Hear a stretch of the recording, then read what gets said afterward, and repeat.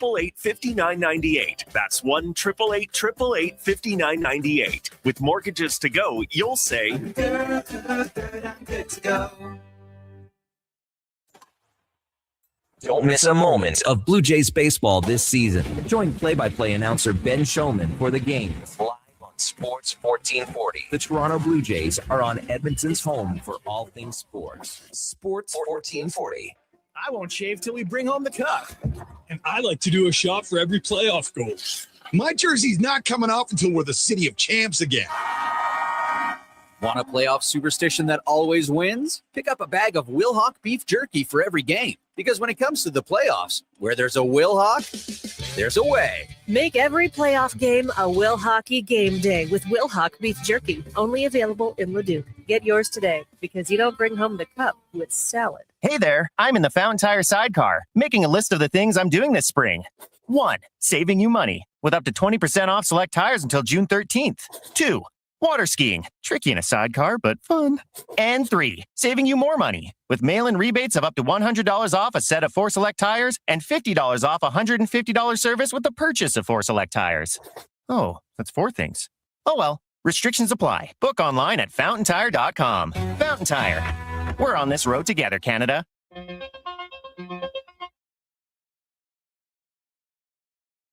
He's the only person to win an arm wrestling contest with the Philly Fanatic.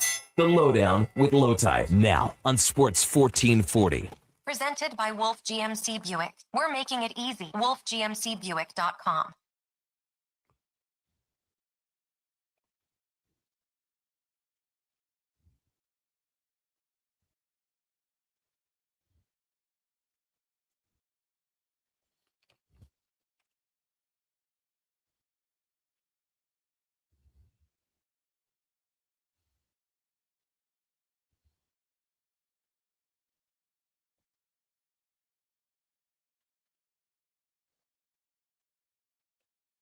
Welcome to the Lowdown. Today's show, Oilers face elimination tonight. Isn't it a little early? Why, yes, it is, especially since the team is playing a club from the Pillow Division. McDavid and Dickinson, by the way, game time decisions. Oh, my. I mean, the degree of difficulty, the sphincter tightening. Oh, my goodness. Wow.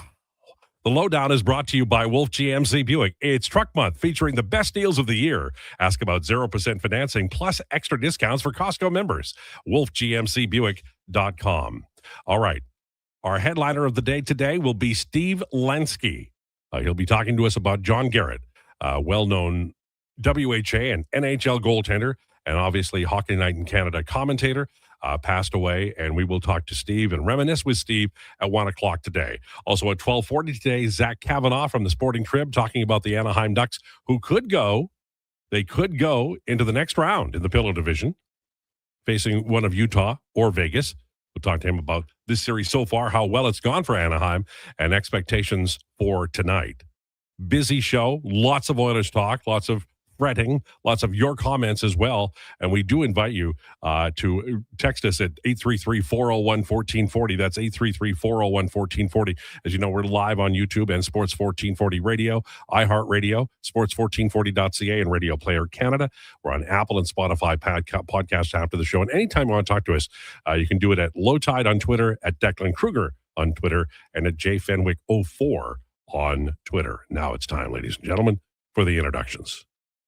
If the Oilers lose tonight, he'll take it in stride, say the right things, but secretly knowing the Calgary Flames are now just 3 years away from winning a Stanley. Ladies and gentlemen, it's Josh Fenwick. Josh Fenwick, everybody.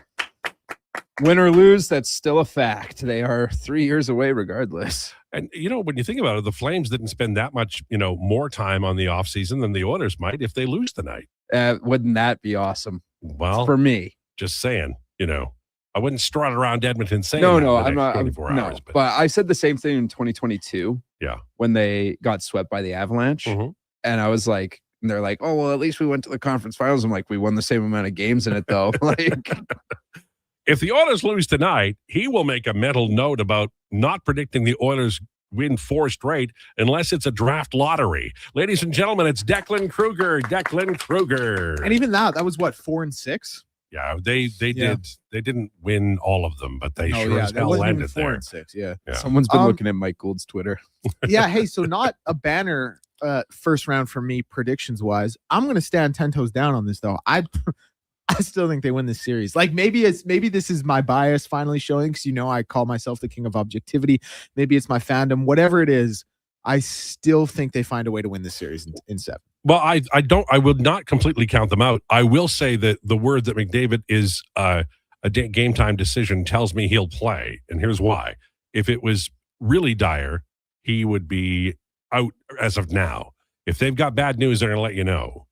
And Dickinson is no surprise. He's been banged up for sure, but it goes to show you that this is an elimination game, and we have to treat it differently. We can't talk about, if they lose tonight, they better play well in a next game. There might not be a next game. There is no tomorrow. There is no tomorrow.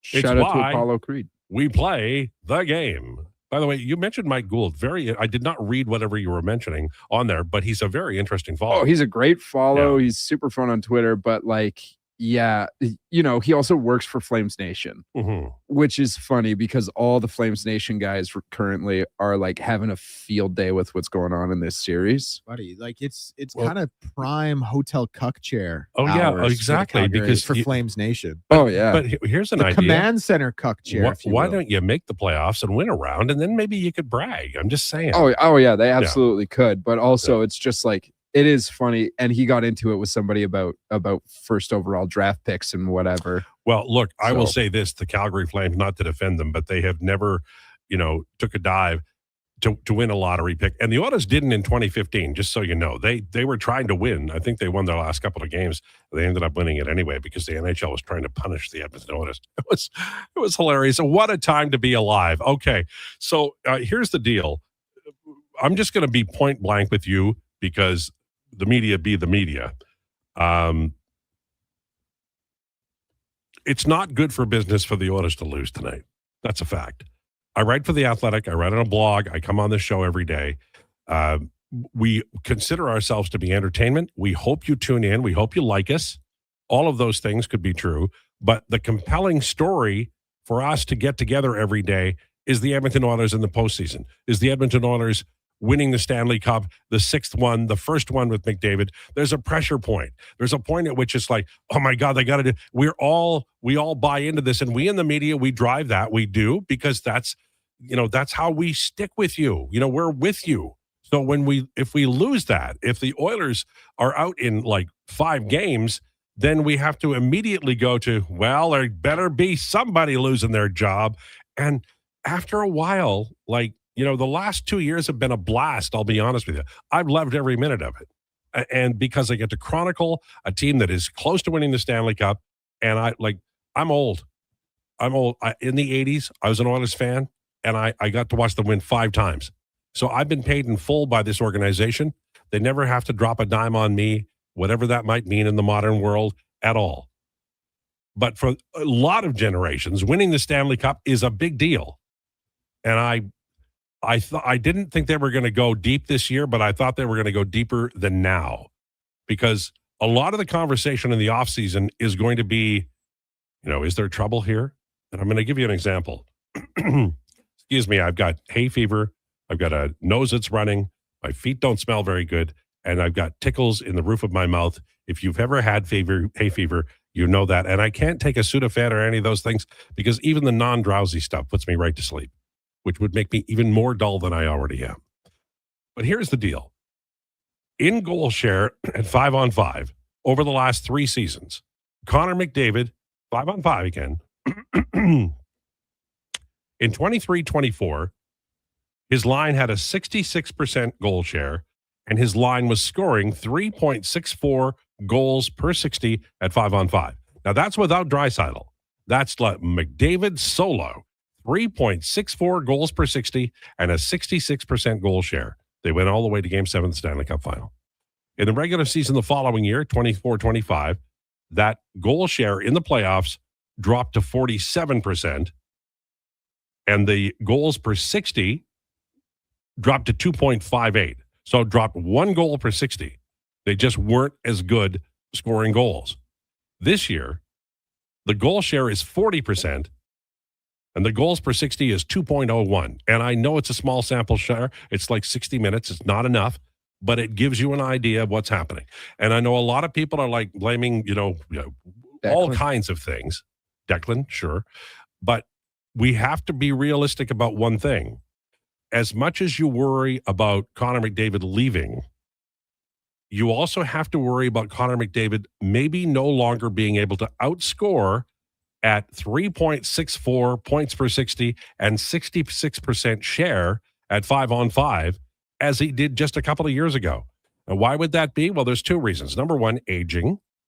A lot of the studies that I have read over the years say peak NHL player is 25 to 27. All right. So that's a little more aged. And Connor McDavid has been playing the tough minutes for exactly one forever. The Edmonton Oilers do not have an option aside from Leon. They do not have an option to play those tough minutes. So he's going to get them next year too. Connor McDavid will turn 30 years old on January 13th next year. So I know you're worried about the 2-year deal not getting extended, but it is probably time to think about what is going to happen in the next few years. And maybe Connor McDavid isn't going to be tip of the spear. Maybe Leon has to take the toughest minutes, or maybe they're going to have to make a choice. And those things are out there today because it is a possible elimination. I'm not saying this to make you mad. I'm sure I'll get a lot of comments, but I think that I love him as a player. He's going to have a great decade in his 30s. I don't know if the Edmonton Oilers are going to be able to ride him as they did. And one final thing, if he ends up not winning a Stanley Cup here, how important was it to get him more support in the 11 years that he was here before now? And that is something I think that managers down the line can take ownership of. They never, ever got enough on the ice, partly due to contracts, partly due to bad trades, and then partly due to trading away draft picks, lickety-split. The 2015 draft historically was the greatest draft ever. Connor McDavid was in that draft, and the Oilers could have had a mile of players, but they traded them all away. And they got some value. Cam Talbot was a really good goaltender, but they also didn't get value too when they were trading for, Griffin Reinhart and Eric Greiba and those guys. So this is tonight. Tonight is a time for reflection, and tonight is a time when somebody like me, who has benefited from this Edmonton Oilers run over the last 11 years tremendously, contemplates the future. And frankly, even though I'm in media, hopes like hell this story doesn't end tonight because it's too good a story, and we'll see how it goes. You guys have thoughts about tonight and what you think? Yeah, I mean, well, as far as what you just said, I do think you kind of pitch an uncomfortable reality that a lot of people don't want to accept because it is kind of a tough reality. But I think there are a lot of things that kind of outline what you said has a lot of credence. And I'm glad you said all of it, as uncomfortable as it may be. Now, we don't have to get into all of those things. You obviously said it very well. As far as the game tonight, I've kind of stood 10 toes down on this. I'm kind of the captain going down with the ship, right or wrong as I may be. I still think the Oilers are going to win in 7. Now, granted, they haven't given me a lot. They haven't done a lot on the ice to give me confidence that will happen. But I do think, to be fair, a lot of it, has been special teams, and the game, the majority is played at 5-on-5, and staying out of the penalty box, absolutely part of the game. But if you can keep the game at 5-on-5, I think there's a lot that's advantageous for the Edmonton Oilers. I also think that one thing that's really given me confidence is this team has the ability to get leads. Now, holding leads, that's another thing. That's another thing they got to work on. I think they're going to win this game. I could not see them losing in 5 to the Anaheim Ducks on home ice. Maybe Anaheim goes on to win the series in 6 at home, maybe 7, whatever. I think the Edmonton Oilers win tonight. I think they win the series. And just to, wrap it up, I think you made a lot of good points about some uncomfortable realities Oilers fans might not want to hear. Josh. Yeah, I think it ends tonight. This season, anyways. Not that. What a surprise! Oh, I'm sorry. Listen, surprise. This isn't me sitting here being the Flames fan who wants to see all this go. This is the guy who sat here every day, all year, watched the same now 86 games that we've all watched, and gone, that way they ended the season is an outlier, is a statistical outlier. The way they play defense and all of it, yep, they look good, but then you go back to your old habits. It's like I don't know. It's like a guy who gave up drinking and for 6 months, got the promotion, got the pretty girl, got a nice apartment, whatever, and everything's going his way. He's like, yeah, You're what? just talking about yourself right now. Not me. This really And then does sound he's like like, you. I still drink beer. And he's like, what? I'm going to crack open that crispy old Milwaukee and nothing's going to change. And then, he crushes 15 old mills in a night. And all of a sudden his girlfriend breaks up with him. He loses his job because his performance isn't the same. Like, this is what's happening with the Edmonton Oilers. They're like, yeah, I think we're just going to focus on defense for a second. And they did. And then they're like, okay, well, now we're playing the Ducks, so let's outscore them. Well, Where do you get that answer from? It's very true. Their last 11 games, they buttoned it down, but it also goes to the coaching. You need to make everybody better. They, with the exception of, the second line's going crazy, and they've got to. We agree they've got to sign the Finn, right? Mm-hmm. Oh yeah, number one priority. And here's as much as I rip you, Josh, and poke fun at this, everything you've said has had legitimate credence to it, and so I give you that credit, no question. The other thing, though, that I will not hold against the Oilers is I think a very, very important piece of all of this is Jason Dickinson and Adam Henrique, who are sound defensively, not going to give you a lot of offense, even though Jason Dickinson did have those 2 goals in game 1. It's like Rico's out, and Jason Dickinson has now been in and out of the lineup as a game time decision tonight. He's going to play, but he can barely skate. That is a problem because they're huge parts of that bottom 6. And you want to be strong up the middle, and every center is hurt except Szymanski. Exactly. Yeah. And Szymanski is young and taking stupid penalties. So there's only so much that I can really harp on them for, because in game 1, when they were the healthiest, they still came out on top. Northside Lou says, from a fiscal standpoint, Nurse's contract has to be job number 1 this summer, regardless of his desire to stay or not. But here's the point that you're making. You're saying, well, they got to get it done, but he has a no movement clause, and he can impose that anytime he wants, and he has a right to. So it's like saying, that damn sun every morning wakes me up. Can we get rid of the sun? No, you can't do it. It's not, you entered into an agreement in good faith, both sides, and now you honor it. And that's the way it is. Now, they can go to him and say, look, it eases a year from now. We are clearly not going in a good direction. Can we make an exit for you to a good place? I mean, I know Dubas loves him in Pittsburgh. I have long felt the Toronto Maple Leafs believe that Darnell Nurse is a great solution for what they need, and they need speed on defense. Everybody's talking about it. Nurse is an absolute bullet on defense. Can I cut in for a second here? Mm-hmm. Lowetide, are you sure? Because he's smirking. I got a feeling he's going to say something. No, it's not against you, Lowetide. This is against Declan. This is Declan slander.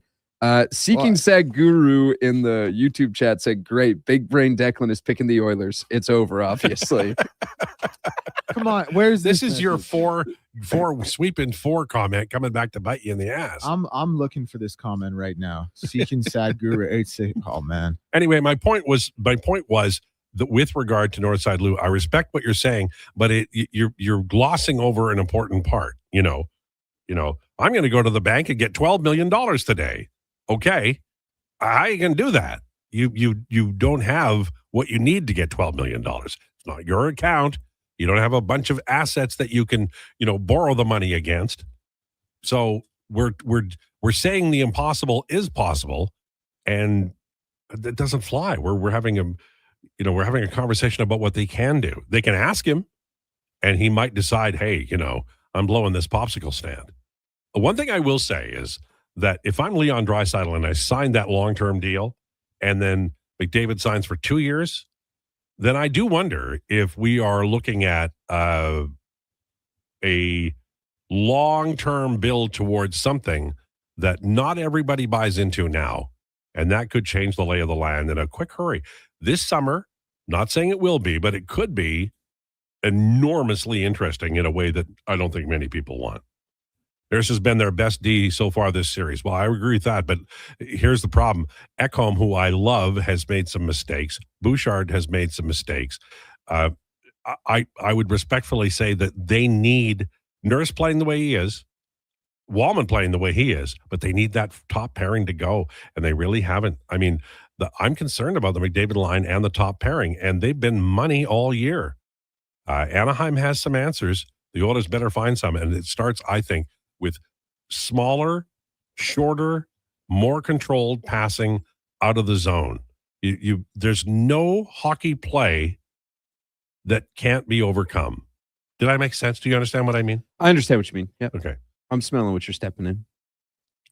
That was pretty funny what that guy said about Declan. Oh, that's big brain Declan. Obviously, this is over. Listen, just to defend hilarious. myself really quick. First of all, like, listen, man. He did say you have a big brain. He did say I had a big brain. He was sarcastic though. Listen, if the Oilers lose, I'm sure he'll take it a lot harder than me. And the other thing I would say is, like, I think I, get it right more often than not. This one swung and missed hard. Tell us again how you are the singular beacon of being. Why don't you hold up that nameplate you got right there? What do you call it? You say you're the only one who's completely unbiased. Yes. Yeah. Yep. Tell us again why you're unbiased. You know what? I got to. So 95% of the time. 95% of the time, I am as objective as it gets. 5%, a little bit of fandom might slip through. Never change. Yeah. You are an absolute joy. Appreciate you. Zach Kavanaugh from Sporting Trib on the way at 12:40. Steve Lansky coming up, one to talk about the Oilers, but also specifically talk about John Garrett, who passed away, and that saddened the hockey world. Legendary commentator on Sportsnet and Hockey Night in Canada forever and ever. Amen. And of course, a goaltender who had success and had stories forever. And we'll talk to Steve about that at 1:00 today. On the way, rumors, we have declinations at 1:40. What's shaking today? Yeah, we have heat check, ice bath, and obviously thought Donovan was going to be in today. He'll be in tomorrow for anyone wondering. So I wasn't going to do an ice bath because of how awesome my heat check was. But I will be doing an ice bath today. Okay. Heat check, ice bath at 1:40. Lowdown with Lowetide on Sports 1440 and YouTube. We're brought to you by Wolf GMC Buick. Bringing every project to life requires the right team. By joining the Japa Machinery Group service or sales teams, you can be part of setting a new industry standard. Celebrating a legacy of excellence with Japa. Learn more at japamachinery.com. It's Truck Month at Wolf GMC Buick, and we know trucks. And we have the best deals of the year right now. Some have 0% for 4 years. We have 0% for 6 years. That's on our #1 selling GMC Sierra half-ton crew cab, or the Elevation, the AT4, or Denali. Yep, 0% for 72 months. And Costco members get an extra discount on some of our SUVs. Pop in today and drive away smiling. Wolf GMC Buick. We're making it easy. One app, triple the action. Play Alberta is proof that good things do come in threes. Whether you're into playing any of our exciting casino games, betting on your favorite professional sports teams from around the world, or buying into Canada's biggest lotteries, Play Alberta is the province's only app to do it all. Download today and discover a new way to play. Must be 18 plus to play. If you gamble, use your game sense. Come for Canada's largest trade shows, the biggest names in entertainment, exhilarating sporting events, and more. And stay for the experience at the Edmonton Expo Centre. Looking for the perfect place to host your next big event? From trade shows to galas, meetings, and concerts, the Edmonton Expo Centre has the space, event expertise, and service to make your next event unforgettable. With over 522,000 square feet of flexible event space, in-house catering, and operational expertise, they bring your biggest vision to life. Learn more at edmontonexpocenter.com today. Your all-access pass to the world of sports is Edmonton's only sports radio station. From pre- and post-game hockey shows to in-depth analysis from your favorite commentators, the action never stops on Sports 1440. Want to invest in Alberta's workforce, fill your talent pipeline, and get funding? Careers, the next generation connects employers with motivated, pre-vetted youth through funded internships. Easy, impactful, and risk-free. When you work with a group like Careers who have experience in that area, they can demystify and navigate all the complex steps and stakeholders that have to be involved. Visit careersnextgen.ca today. Hey there, I'm in the Fountain Tire sidecar, making a list of the things I'm doing this spring. 1, saving you money with up to 20% off select tires until June 13th. 2, water skiing, tricky in a sidecar, but fun. And 3, saving you more money with mail-in rebates of up to $100 off a set of 4 select tires and $50 off a $150 service with the purchase of 4 select tires. Oh, that's 4 things. Oh well, Restrictions apply. Book online at fountaintire.com. Fountain Tire. We're on this road together, Canada. For over 50 years, The Brick has been proudly serving Canada. They love to save you more on everything you need for your home. Save up to 60% off made in Canada sofas when you buy the matching love seat or chair. Find patio sets starting at just $99 and save up to 40% off mattresses. Plus, take 5 years to pay with 0% interest on furniture and mattresses. Taxes and fees due at purchase, OAC. Visit a Brick near you for details and exclusions. The Brick, saving you more. The Lawnmower Hospital. Contractors, spring cleanup is coming. It's time to get your lawnmowers, aerators, power rakes, lawn vacs, and more serviced at the Lawnmower Hospital. Hey, the longer you wait, the longer you'll have to wait in line later.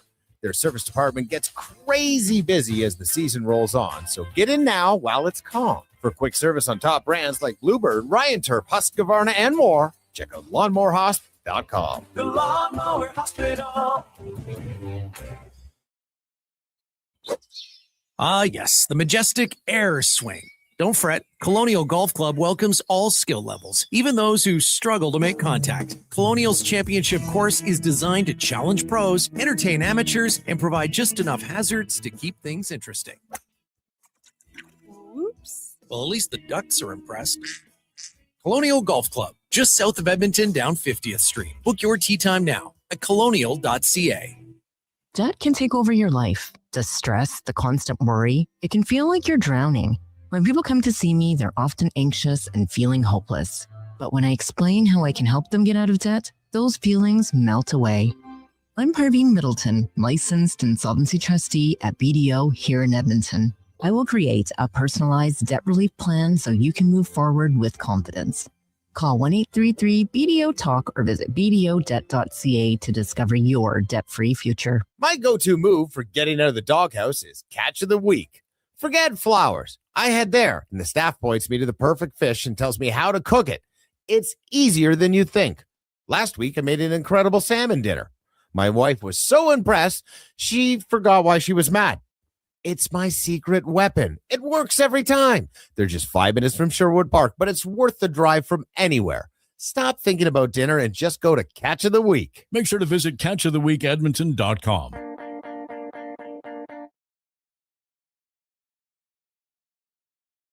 The Lowdown with Lowetide on Sports 1440. Can you fit Sports Encyclopedia on a business card? Presented by Wolf GMC Buick. We're making it easy. WolfGMCBuick.com.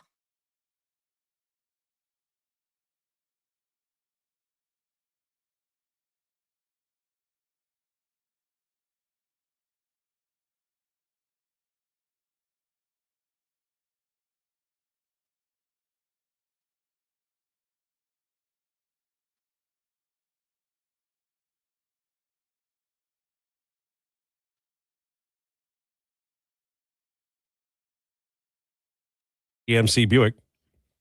Check them out. It's truck month. Check it out at wolfgmcbuick.com. Boy, it's a, you know, it was going to be a big night anyway, no matter if the Oilers won. They didn't win. So now they're down 3-1 elimination game. Word comes today, Connor McDavid is a game time decision. And now everything's ratcheted up. Like it is Edmonton as a city. Oilers coffee talk is basically all the time. In fact, you don't have to call it coffee talk. It's just Oilers talk. You go get a drink, water, coffee, tea, whatever, talking about the Oilers. What do you think tonight? You know, is McDavid really he's going to play, right? Come on. What do you think about goaltender? You know, big night tonight in the city of Edmonton. You know, you come from the land of the ice and snow, and the ice and snow has been here recently, and you lose to a California team. This hardly seems fair. It's time for Rumors, brought to you by Great Canadian Solar. We believe you should create your own electricity. Let's build a brighter, sustainable future with GreatCanadianSolar.com. Okay. Well, that's the big news. McDavid and Jason Dickinson is a game time decision. I think they'll play. Like the verbal would be different if it was, you know, less than like 30%. And if you let McDavid on the ice, he's not coming off. Now, here's the question I have. You might run him out there and then might not be able to play him optimally, which is a word. And so maybe it's the power play. They probably need him on the penalty kill at least as much. But I suspect he'll play. There are other pieces of news about the Edmonton. That's the groundbreaking one. I don't want to go sliding past that. Connor McDavid might not play tonight. Some old guy on the radio, old manning you about him going to play doesn't mean a blasted thing. The Oilers feel it's close enough to him not playing to tell you. You have to consider that and respect it.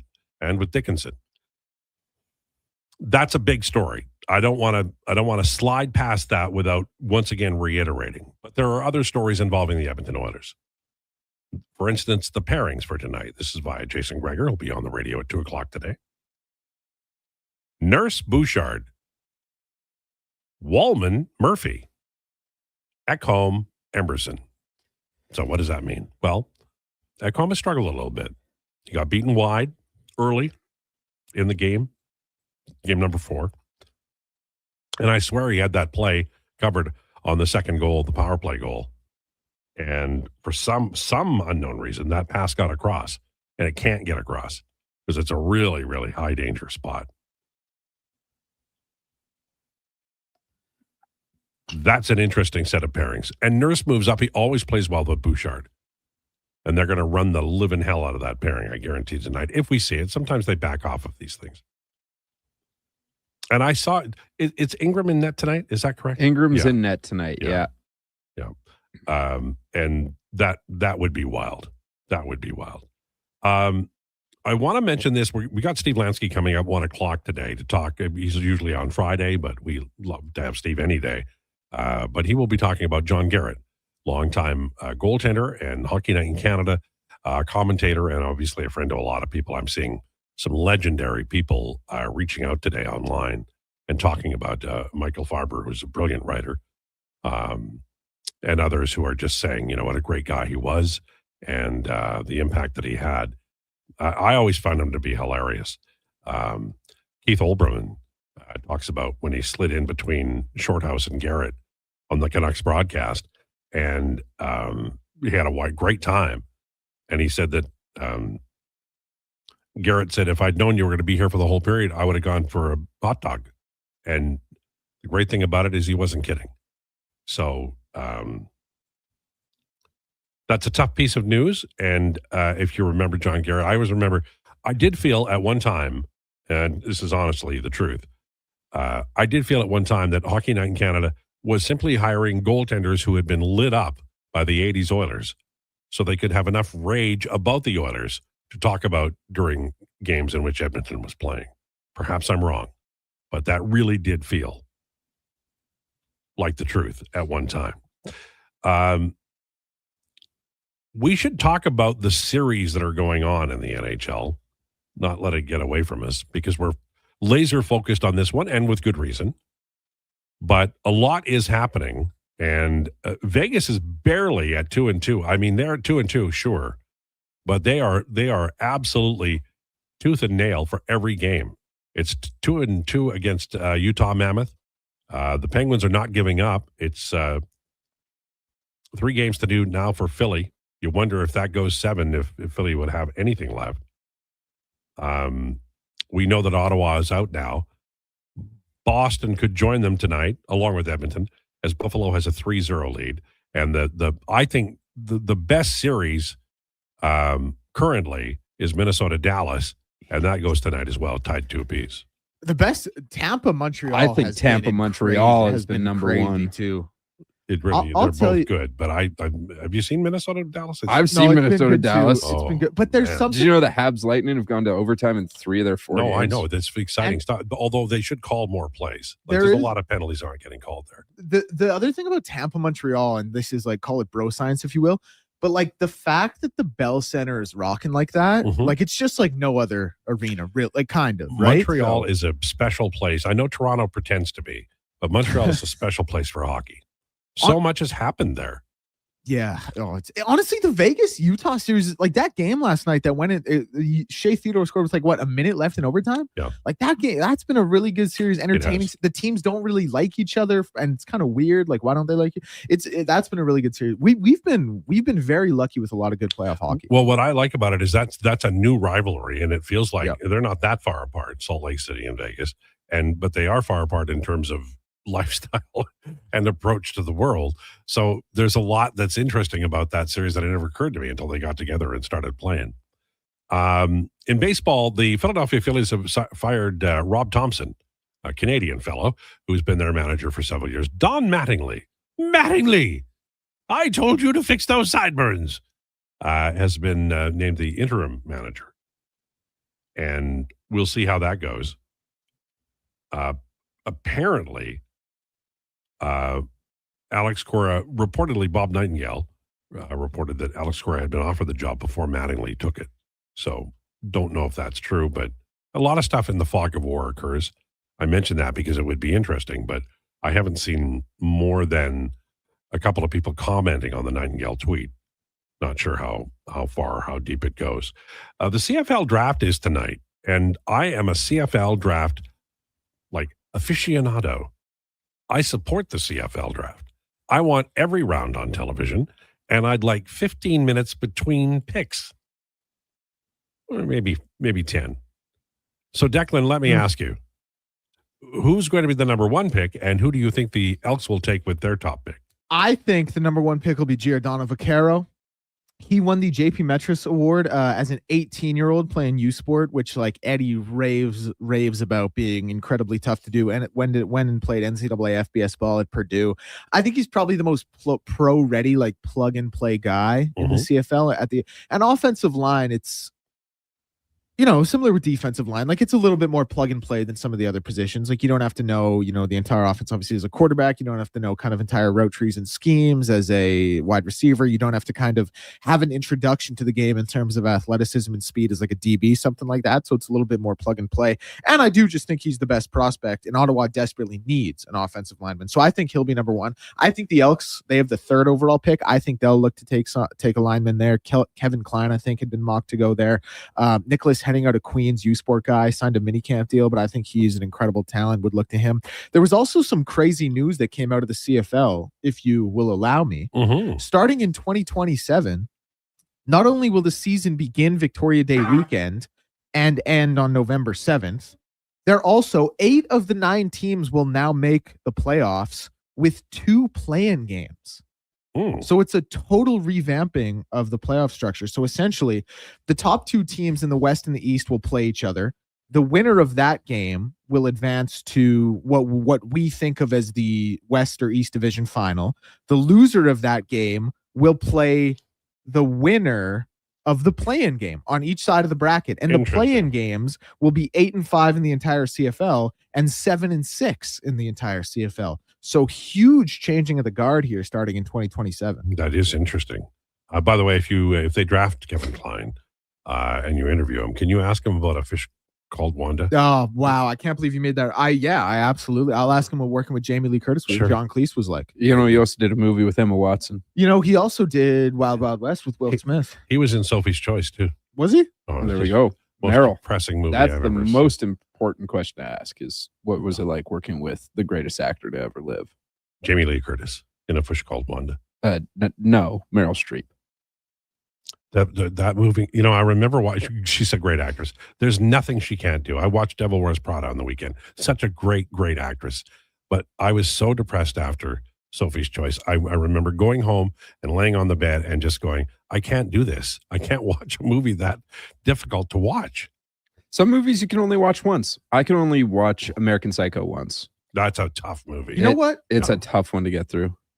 If you say it's a comedy, I'm coming over there. Until the last 10 minutes.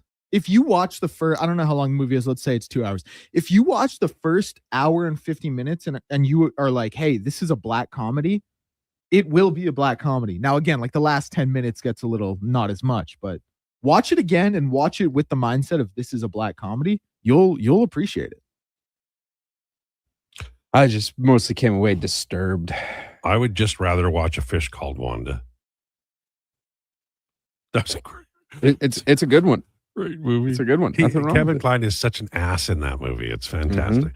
All right. We talked about baseball. We've talked obviously about hockey.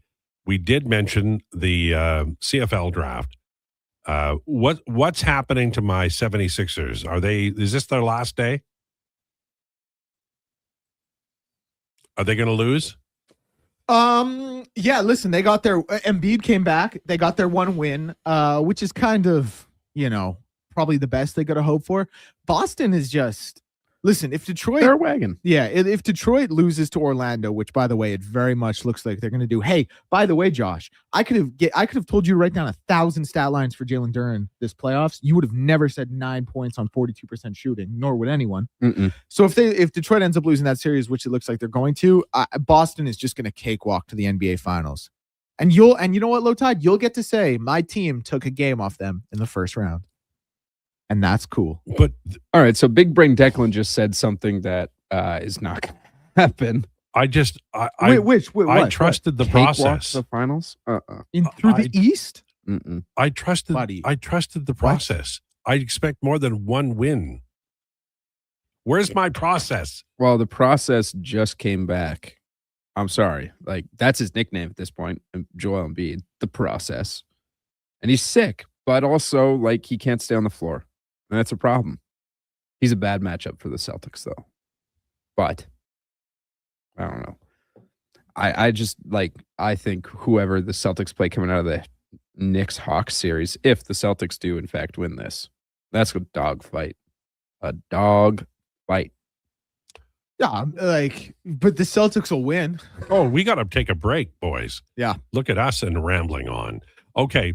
On the way, we have two guests today. Looking forward to both. They're both fine people. Steve Lansky at 1 o'clock. We'll talk about John Garrett and his passing. And Zach Kavanaugh from Sporting Crib on the way next. Talk about the Ducks. Lowdown with Lowetide on Sports 1440 and YouTube. And we're brought to you by Wolf GMC Buick. Your protein drink should work as hard as you do. That's why Booster Juice is hitting the gym harder than ever, brother. Meet your new gym buddies, the Way Too Good and Green Gains Booster Mixers.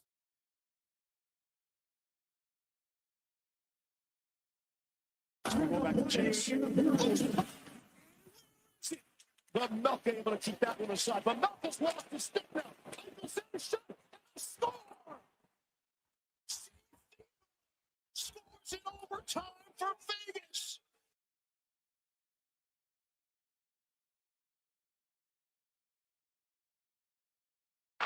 Crosby back to the line for Letang. And another strange turn.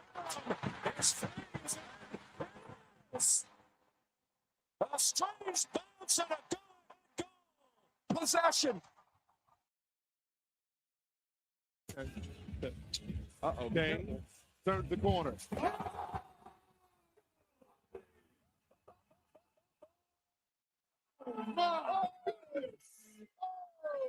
Okay.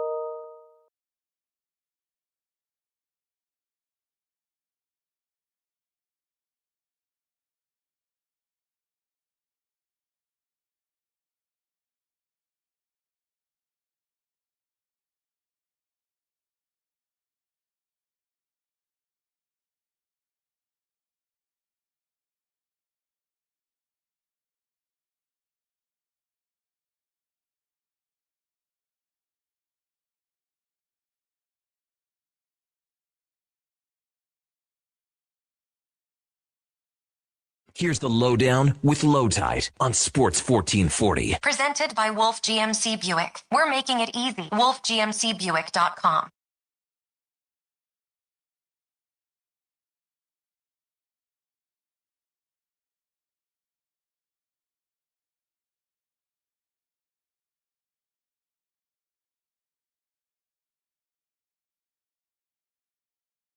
Lowdown on Sports 1440, brought to you by Wolf GMC Buick.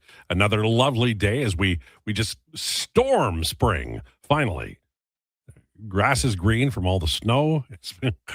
It's been a truly weird one. There's nothing we can do. All right, it's time for headliner of the day. Zach Kavanaugh from Sporting Trib on the way. Playoff season is here, and the last thing you need is debt stealing the thrill. A free consultation with a local Faber licensed insolvency trustee could be the turning point. Visit faber.ca. So, Zach Kavanaugh, I'm looking at the power play goals for Anaheim, and I count 6 in 4 games.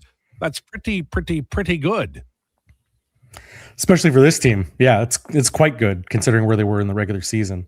They're hot right now. It's a matter of simplifying things, which seems stupid to say, but it's a matter of getting pucks on net and making more assertive decisions. And I think that's what we're seeing from them, and it's working. I didn't expect to be working at this clip, but it's finally coming together.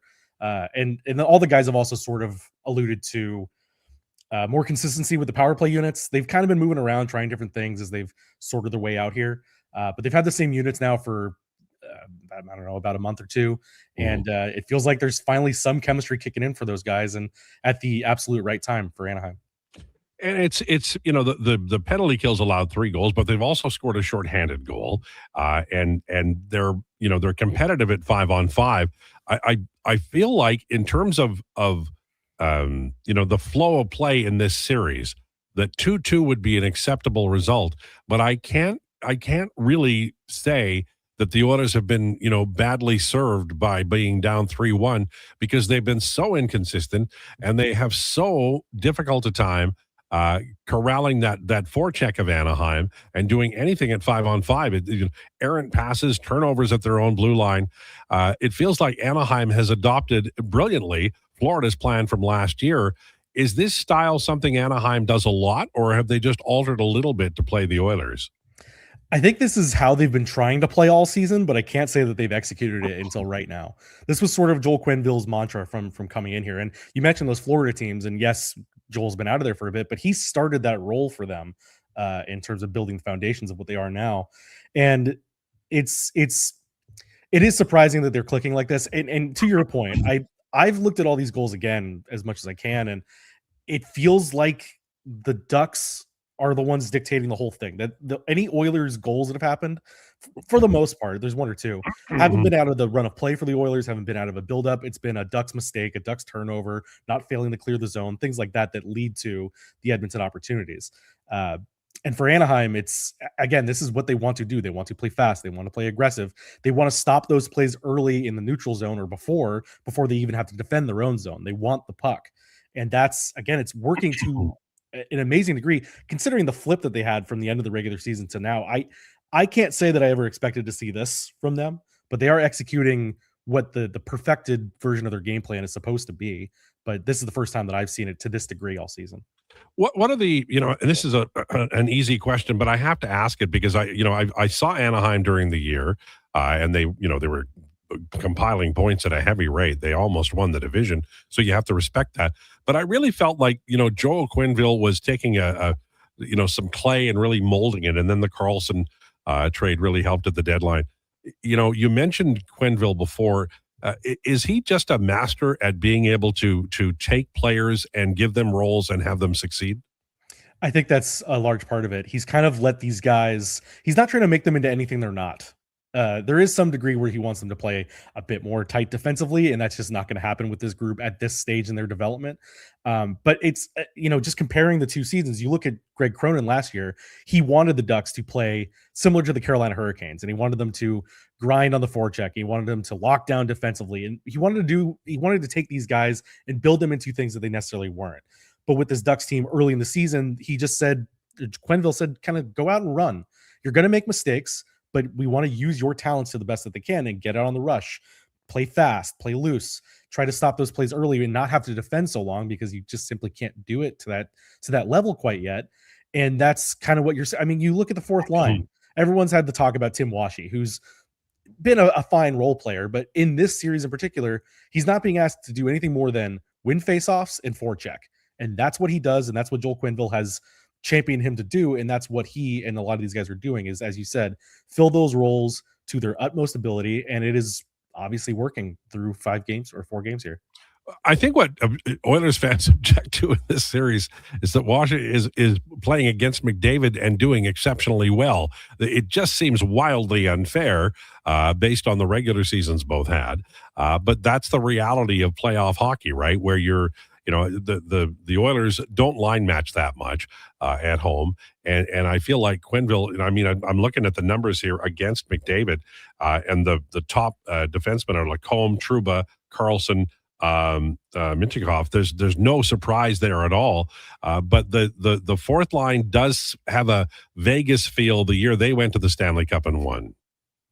And it's a weird mishmash of a fourth line that didn't get put together until basically this series is when this threesome came together. You have Jeffrey Viel, who hadn't played much, if any at all, before the Ducks acquired him, and has been kind of a revelation in his small role. Again, a guy playing a role. Tim Washy, who's been okay, started the season down in the AHL and again does his role. And Ian Moore, a converted defenseman, who's been playing up in the forward units because of need at some point. But Joel Quenneville liked what he does so much up there that all they have to do is go out there and forecheck. He's not expecting them to score goals. He's not even expecting them to shut down McDavid in that way. It's just go forecheck and possess the puck, and that's what these guys are doing. It's like you said, playoffs sort of make heroes out of role players, and whether that's Tim Washy doing his job on the faceoff dot, whether that's Jeffrey Viel scoring big third period goals each of the last 2 games, or Ian Moore just simply, being a pest out there, they're filling those roles. And I know that we keep kind of saying that a lot, but that's kind of what it feels like everything's clicking in here for Anaheim, is everybody finding what they're supposed to be doing and executing it to the best of their ability. So, and this division has been mocked, pillow soft, all of those things. And I don't know that most of the teams in this division have high expectations, but Anaheim gets out of this series, Vegas or Utah. I don't know that either of those teams are overwhelming for Anaheim. Have fans started to imagine how far this might go? There is a bit of a dreamland happening for sure. And I think when I looked at the playoffs ahead of time, because of the way the bracket system works, there is every opportunity for any of these teams in the Pacific bracket to have just made it to the conference final, whether it's Edmonton, Anaheim, Vegas, Utah. All of those teams have the ability. And when you look ahead for Anaheim, if they do pull this thing out, and we all know that the closing out of a series is the hardest, especially for a young group like this. I don't want to get ahead of myself there. Mm-hmm. But Anaheim swept Vegas during the regular season. 2 of those games went to overtime, but they won all 3 games against them. They won 2 out of 3 against Utah, the one loss being a 7-0 loss. That'll be probably more competitive if that's the series. But Anaheim isn't afraid of any of these teams, whether it's Edmonton, Vegas, Utah, or otherwise. They have a fearlessness to them that this young team is embracing, and they can surely make some noise. Now, anything beyond that is pure pie in the sky. Like the Ducks shouldn't have been in the playoffs this year, let alone winning a series, making it to a final, anything like that. So it's kind of pie in the sky gravy right now, but there's plenty of paths forward. As the sign in the locker room says, many paths, one goal, and they're finding one of those right now. Well, and it's this is the great thing about hockey, right? You have an established team, been to the final twice. The expectation is that they're going to, not make quick work necessarily. Some people I know did predict 4 in a row for Edmonton. That didn't happen, obviously. But you got to play the games, right? And I remember first game just noticing how big and fast the Ducks forwards are. They have a type, and it's a big player who can do some things. How is the injury situation with the Ducks? Do they have a lot of worries there? The only guy that's out right now is Radko Gudas, and despite him being the captain, it's not that much of a loss in the long run as it stands right now. Radko had a tough end of the season, and he'd been fighting injury for a bit. So and in his place, the guys that have stepped up, whether it's Tyson Hines stepping up in that left D spot or Drew Hellison, again, guys just filling their roles. They don't have to play more than 10 minutes a night, especially the way that the Ducks are leaning on that top 4D, but they go out there, they hit, they bake the safe play out of the zone, and that's all they need to do. And that's where Radko Gudas was. And you want him back, I think, at some point. Troy Terry continues to have maintenance days. He didn't skate at morning skate again, but that's been the case for a few months now. He's been nursing an upper body injury off and on, but he's good to go game time, and has been very effective in the series. You mentioned that first game. I think that despite the Ducks losing that game, that was the sign of they all know that they're okay here, that there isn't anything to run away from, that they can play with these guys, and that they know what playoff hockey is now, and they've embraced all the energy of what that is in these last 4 games. And it's kind of amazing to see them take to this so quickly, but here they are in position to win their first series in 9 years. It's something that I don't think anyone would have predicted 8 months ago. Well, it's going to be a wild time. Enjoy the game, and thank you so much. We appreciate your time. Yeah, thanks, guys.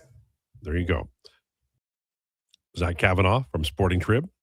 Josker texts in, did Twang Tuesday get canceled alongside the Oilers' playoff chances?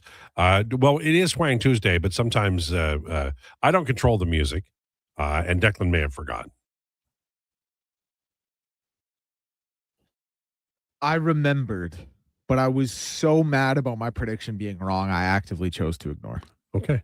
No, I'm just kidding. You know what it is? It's Donovan not being here. It doesn't feel like Tuesday. Well, I will happily blame Donovan, because in the interests of full disclosure, I had totally forgotten as well.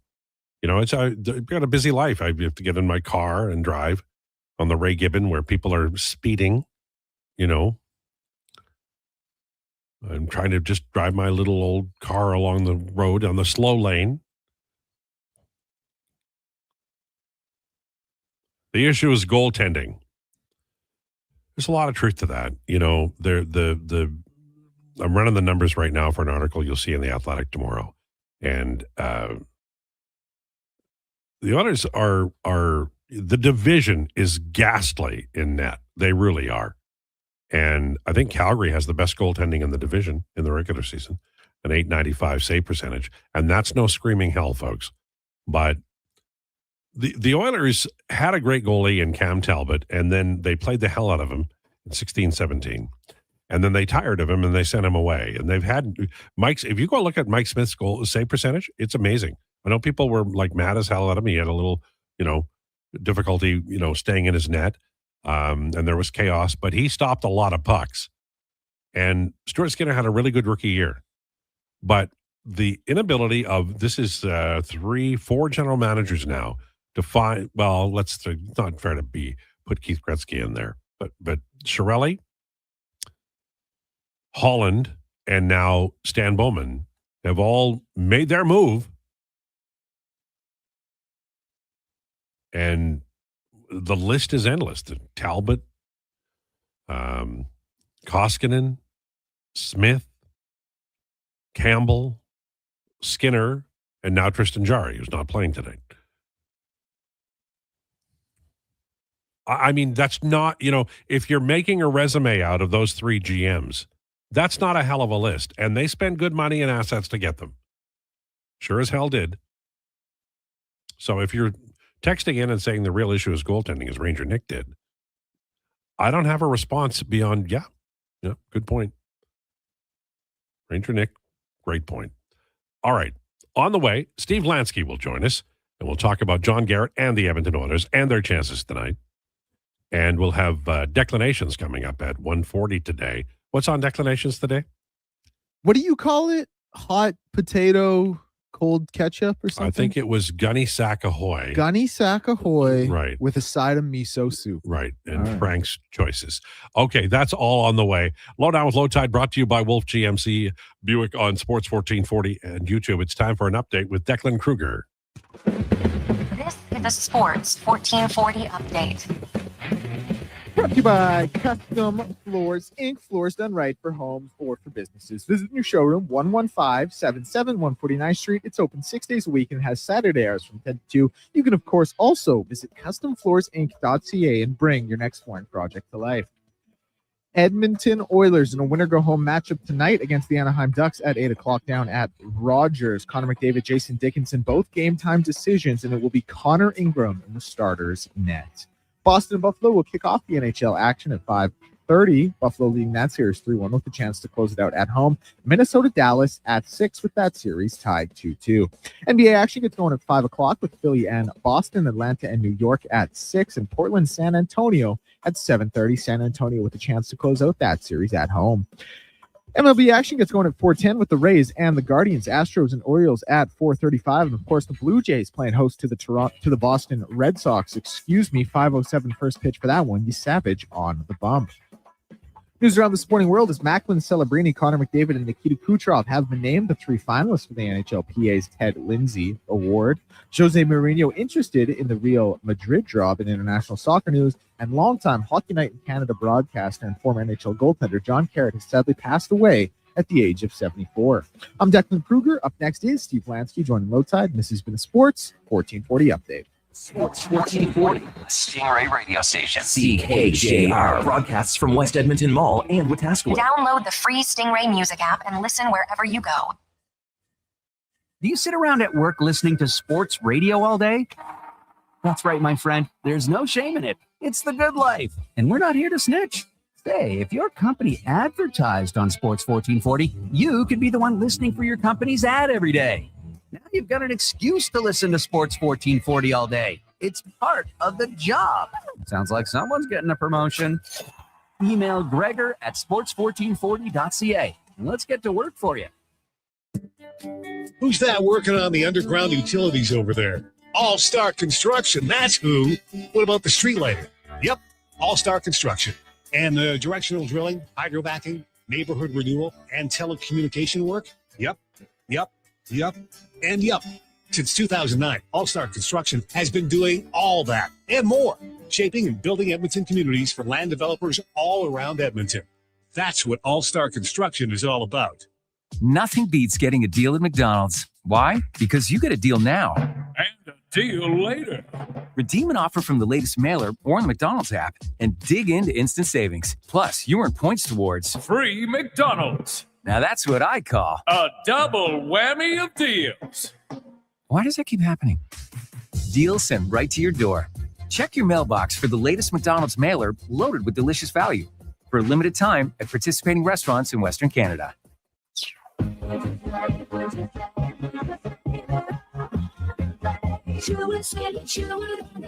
Sherwood Honda is home of the GOAT. That's your greatest offer all time. And they have plenty of pre-owned GOATs that they got on a trade. Every used vehicle they sell goes through a 182-point inspection and comes with a vehicle history report. Because peace of mind is an essential part of getting your GOAT. And Sherwood Honda sure would want you to buy with complete confidence. What is this? A Mowing Giant sales sign. It's for Canadian Tire's Spring Big Red Sale. I think they meant like big savings, not this. Save up to 50% at Canadian Tire's Spring Big Red Sale, April 23rd to 30th. Exclusions apply. Details online.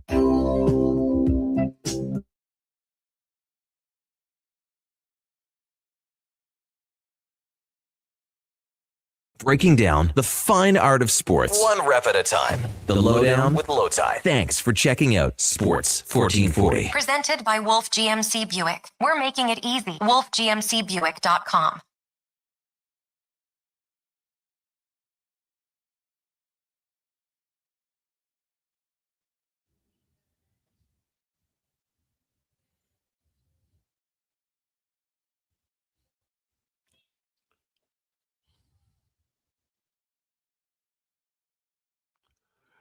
This is the Lowdown on Sports 1440 for Wolf GMC Buick. It's Truck Month, featuring their best deals of the year. Ask about 0% financing plus extra discounts for Costco members. WolfGMCBuick.com. Very busy hour. We have declinations coming up at 1:40. Join now a special edition of our Steve Lansky visit. Steve from Inside the Truck podcast and a veteran of Hockey Night in Canada, and no better person to talk to about the passing of John Garrett than Steve on this day. And I can tell by the outpouring from all corners of hockey media that this is a really big loss. I'd give anything if I didn't have to talk to you today. Absolutely anything. I'm still reeling a little bit.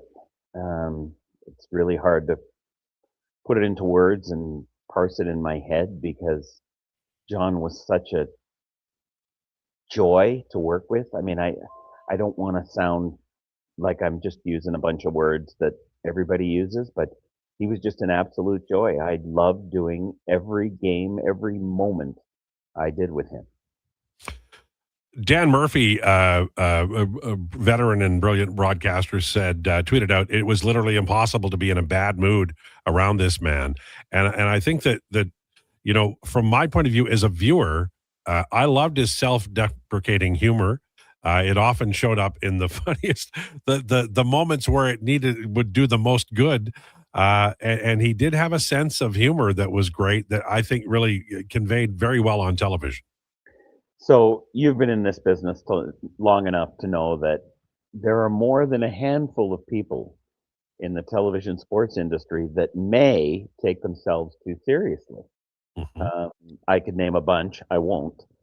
But the one who never, ever, ever, ever took himself seriously was John Garrett, because he knew exactly everything he'd been given. He was a great junior player in Peterborough. He was drafted reasonably highly. The WHA came along at just the right time for him. I think he savored every moment of play that he ever got in that league, in the NHL. And I think he just loved being on a television crew.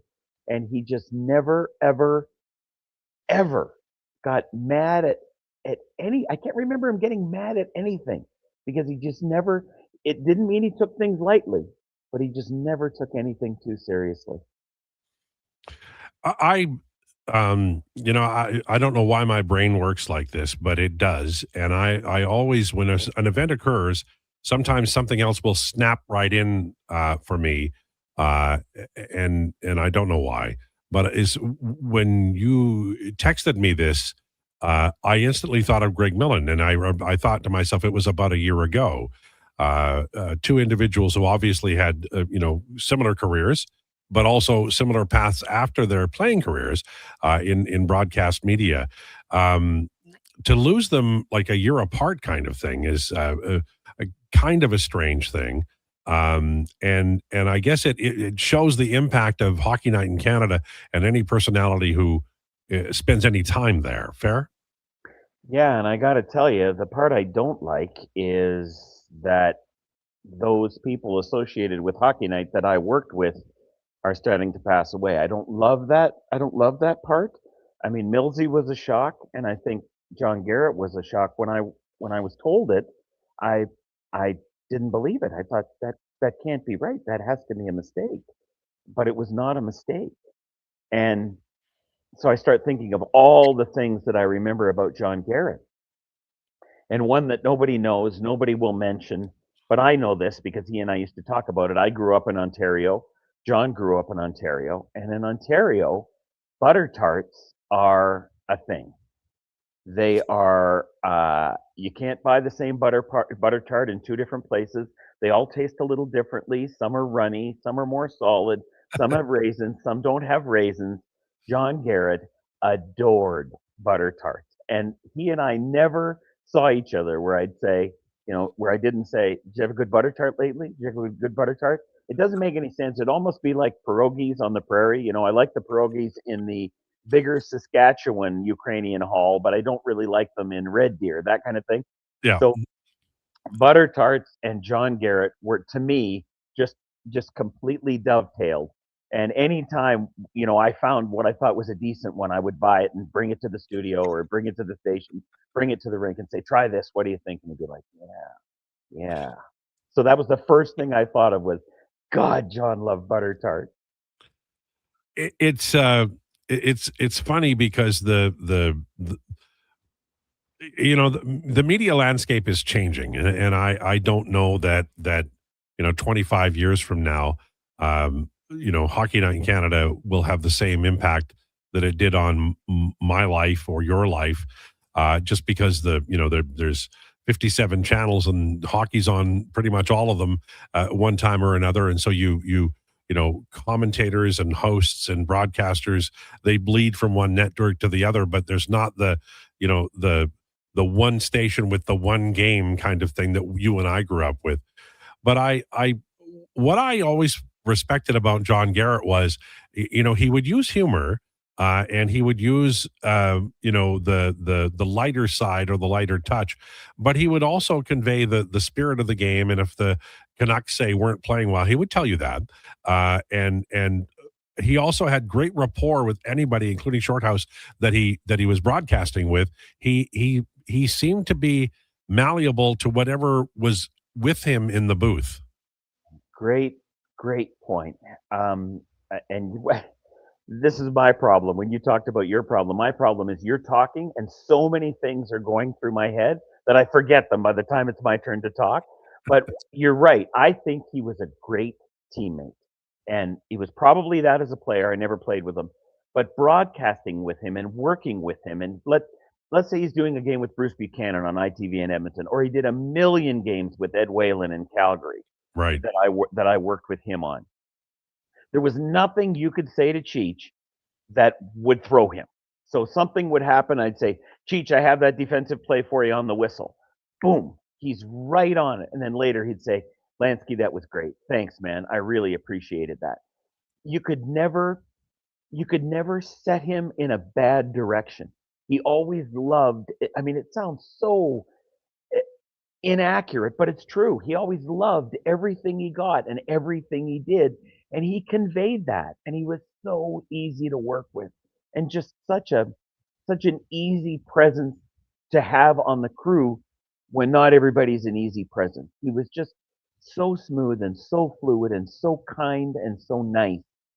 That's just overwhelming my heart right now. Those thoughts about John Garrett.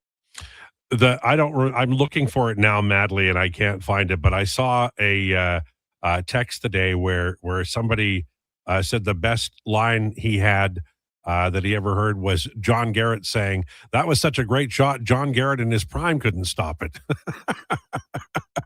And if we remember John Garrett, he was an NHL goaltender, but he wasn't like an elite Hall of Famer. But for him to have that sense of humor about himself, I think is a reflection of the individual. And that's exactly who he was. My guess is, as a player, he went out and busted his ass every game, and if he won, he won, and if he lost, he lost. He still probably skated out of the rink with a smile, and he was off to the next game. And it would be the same thing in broadcasting. He would never say to me, "Oh, should I have said that, or was that okay what I did there?" It was almost like, today we talk about people who don't have a filter. It's almost like he didn't have a filter, but all that he ever had was kind of kind and friendly and jovial things to say. So he kind of didn't need a filter. But he'd say what he thought, but it was never mean-spirited. I just never saw John do anything that was mean-spirited or that wasn't in the best interest of the show or the people around him. He was a real people person, maybe before it was, novel to be a people person. Do you ever think of, and this is a question for you personally, do you ever think of writing a book about Hockey Night in Canada? Do you ever think about getting everybody together and doing a television special or whatever, just to, or a 30 and 30, just to because you mentioned, and I mean, I feel it when you say it, and I don't know these individuals at all, but with the passing of time, I remember, the people I remember, Danny Gallivan, Brian McFarlane, Foster Hewitt, his son, certainly Dick Irvin, who I had a chance to interview, and it was a real thrill for me. The time is passing, not just for that generation, but the generation that followed. And I hope somebody's writing it down and chronicling it and remembering it, because these were giants of the industry. And for my generation, those names meant a lot. And John Garrett was one of those people. I do think about writing it down. I think about it more and more.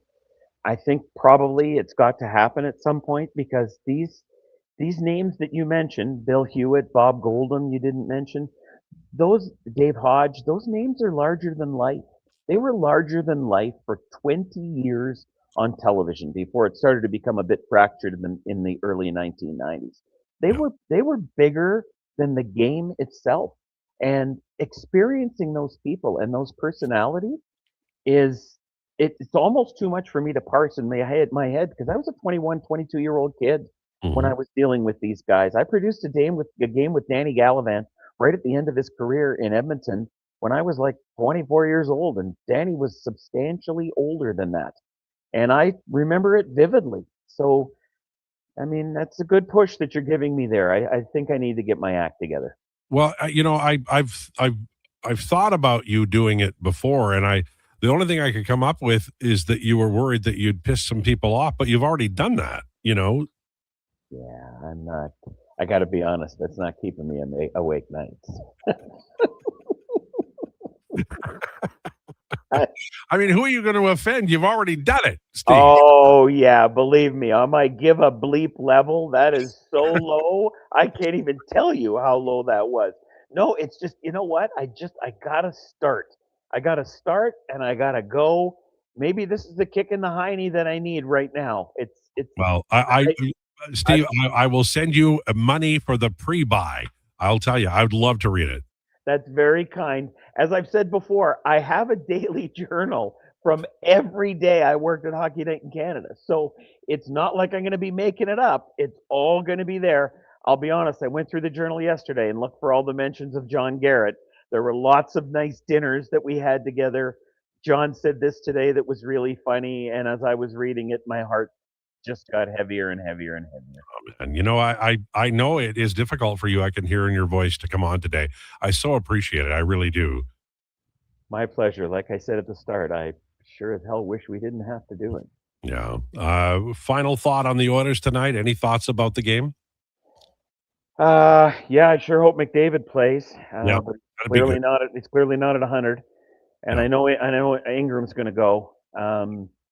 I think if you're ever going to show what you're made out of, tonight's the night to show what you're made out of. Yeah, good to go down playing your best. And if that happens, then you can, you're not going to be happy about it, but you will at least be satisfied that you did your best to make it not happen. Yeah.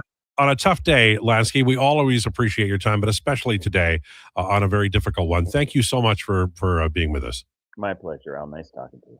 There you go. Steve Lansky from Inside the Truck podcast. And I think you can hear in his voice what many are expressing online as well.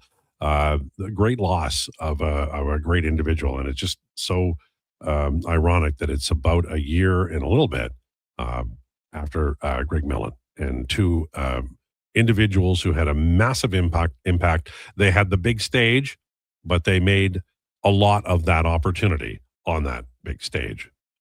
So it's a tough day for a lot of people in the hockey industry, and I think Steve summed it up very well, and we do thank him. Okay, we're going to take a break. On the way, lots of your comments about the game tonight. We're going to go back to it. We're going to talk about who is in, who might be in, who isn't in, and what that might mean. Lowdown with Lowetide brought to you by Wolf GMC Buick on Sports 1440 and YouTube. Smart, connected, community driven. Jason Gregor sets the standard for sports talk in Edmonton. Join the conversation on Sports 1440. Text Gregor 833-401-1440. Sports 1440, where Edmonton talks sports. For many families, the stress of divorce can throw your life out of balance. The loss of a relationship, ongoing conflict, mounting legal bills, and uncertainty about the future can feel overwhelming. Hi, I'm Corey Anderson with Fairway Divorce Solutions. At Fairway, our team helps you restore balance through mediation, negotiation, and a unique step-by-step process. With 2 offices in Edmonton dedicated to serving your needs, our goal is simple: to help you navigate a path back to peace and clarity. Visit us today at Fairway Divorce. Shoulder pain. It can make even the simplest things like reaching up, lifting a bag, brushing your teeth, or sleeping frustrating. Rotator cuff strains, impingement, arthritis, they're some of the most common issues we treat every day. I'm Grant Fedoruk, and at Leading Edge Physio, our team brings postgraduate training, evidence-based technology, and just the right amount of humor and humility to help you feel better. Because we never forget the most important part, the gratitude we feel for every patient who allows us the opportunity to care for them. Because life shouldn't hurt. When it does, leadingedgephysio.com. Craving a dining experience that rises above the rest? Head to Summit Restaurant in the Silent Ice Center, just minutes from South Edmonton Common. Savor exceptional house-made pizza, delectable entrees, and expertly crafted cocktails in a stylish, modern atmosphere.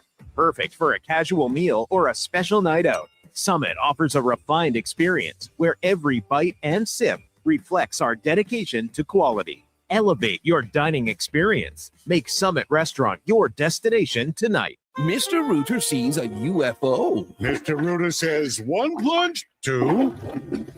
What's this? A UFO? An unidentified floating object. It's beginning to glow and levitate. Thank you, Mr. Rooter. You have freed us from the gravity of the white hole. Humanity will be spared. Wow! People aren't going to believe this when I put it in our new commercial. If you want to believe in a plumber, call Mr. Rooter. I'm Rick Showers from Noble RV, and I want to give you something for free. A free roof assessment on your used RV. And remember, basically every RV is a used RV. What do I get for my free roof assessment, Rick? Well, Bob, we're going to climb up on top of your RV and take a good detailed look at your roof. Check all the joints, connections, and seals. Then we'll give you a written report so you know exactly what's going on up there. You should do this at least twice a year. You're just doing this out of the goodness of your heart, Rick?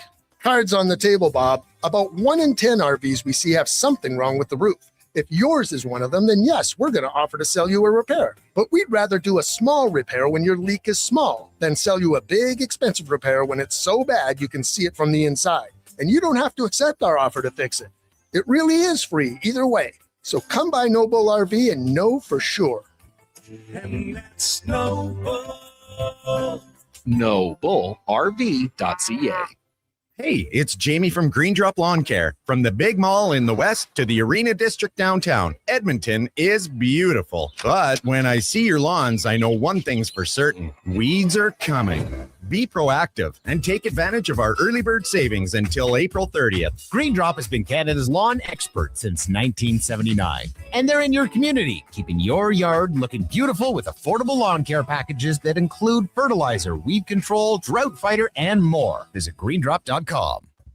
Think a quality golf cart is out of your budget? Think again. At the Golf Cart People, we have a fantastic selection of fully inspected, pre-owned carts starting at just $4,500. Choose from gas, electric, or lithium-ion power to fit your lifestyle. And the best part, every used cart comes with a 1-year warranty for total peace of mind. Why wait? Get the cart you've always wanted today. Visit the Golf Cart People. Find out more at golfcartpeople.com.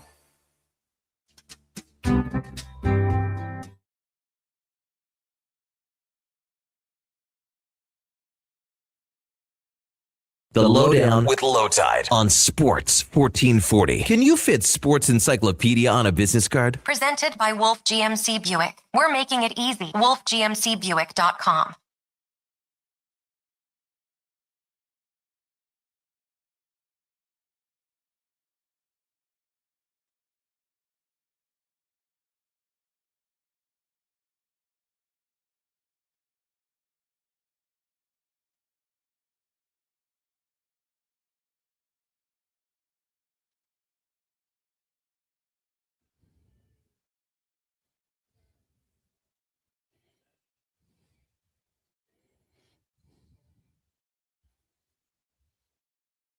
$120. This is the Lowdown on Sports 1440, brought to you by Wolf GMC Buick. It's Truck Month. They are waiting for you at wolfgmcbuick.com. Twang Tuesday. That was a lovely song, Declan. You made up for the previous hour brilliantly. Ooh, nothing wrong with a little Wiz Khalifa.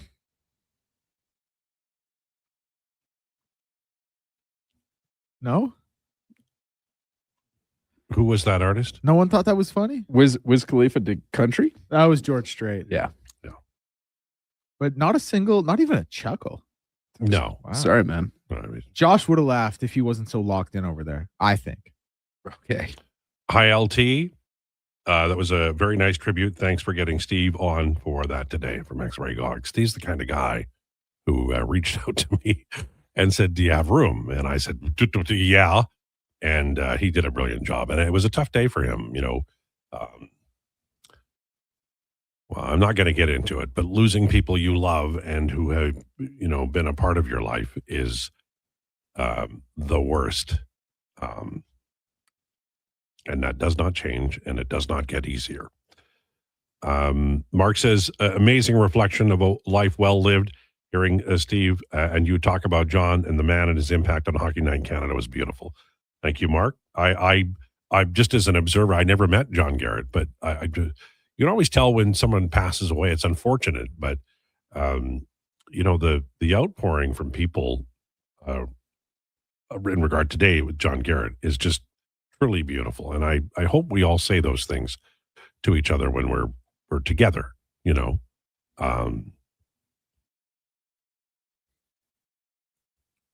I told John Short what I thought of him. Because John Short, in our town, you will, until you draw your last breath, I guarantee you will not hear anybody. Let me rephrase that.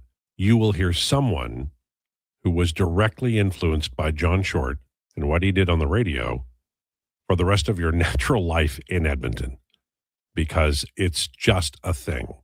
And when you have somebody like that in your life and you let them know, sometimes they'll just, slough it off or whatever, but it's important that you tell them. And that's not just radio, that's any industry.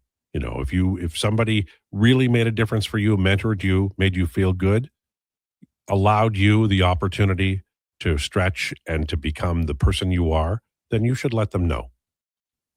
And obviously you do that with your mom and dad every day. Lowetide on the goaltending decision by Tyler Wright and Holland not drafting Wallstead is the most egregious. This likely would have fixed the problem for the next 10 to 12 years. What is 5-2 tonight, Game 6 Thursday, MJC? I'll disagree. I'll push back on that because the Oilers would have still had to develop the player, right? And some organizations are really good. Minnesota happens to be one of them. Nashville, too. Some organizations are really good at developing goaltenders. Others are not, and I guess the Islanders and Rangers would be, too. But the Oilers historically have just made a trade for a goalie or signed a goalie as a free agent. And they had great early fortune. Barry Fraser drafted Andy Moog in 1980 and Grant Fuhr in 1981. And then it really wasn't until 2004 when Kevin Prendergast drafted Devin Dubnyk that the Oilers had another starter. And then Stuart Skinner via Bob Green, I believe. I think Bob Green, I don't know. People don't, talk to me about the Oilers drafting process, but I remember reading the Bob Green comments after the draft, and he was extremely positive, gushing about Stuart Skinner. And I think he got it right. I mean, he drafted Skinner not in the first round. I believe it was late second or early third. And Skinner ended up giving the Oilers a really good rookie run. And then it didn't go so well afterwards.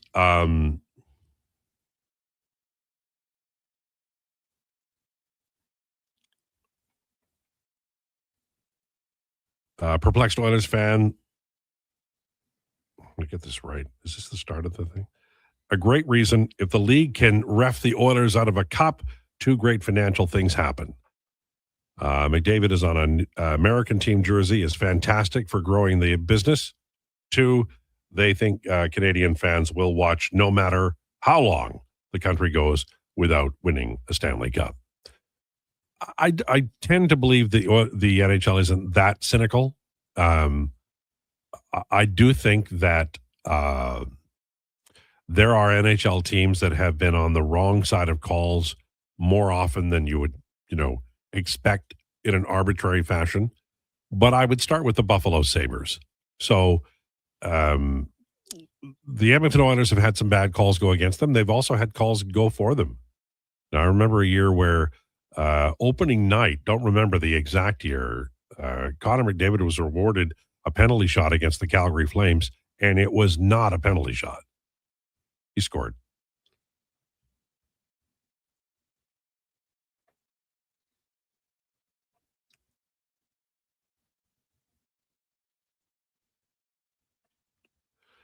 LT, should they bring up Unger next year and let him play backup from Joe Daddy? No, what I would do is I'd have Connor Unger and Samuel Johnson in Bakersfield next year. I would make room for them because they're two young goaltenders who have real talent, and you want to see who they are. So they're, play them 35 games each.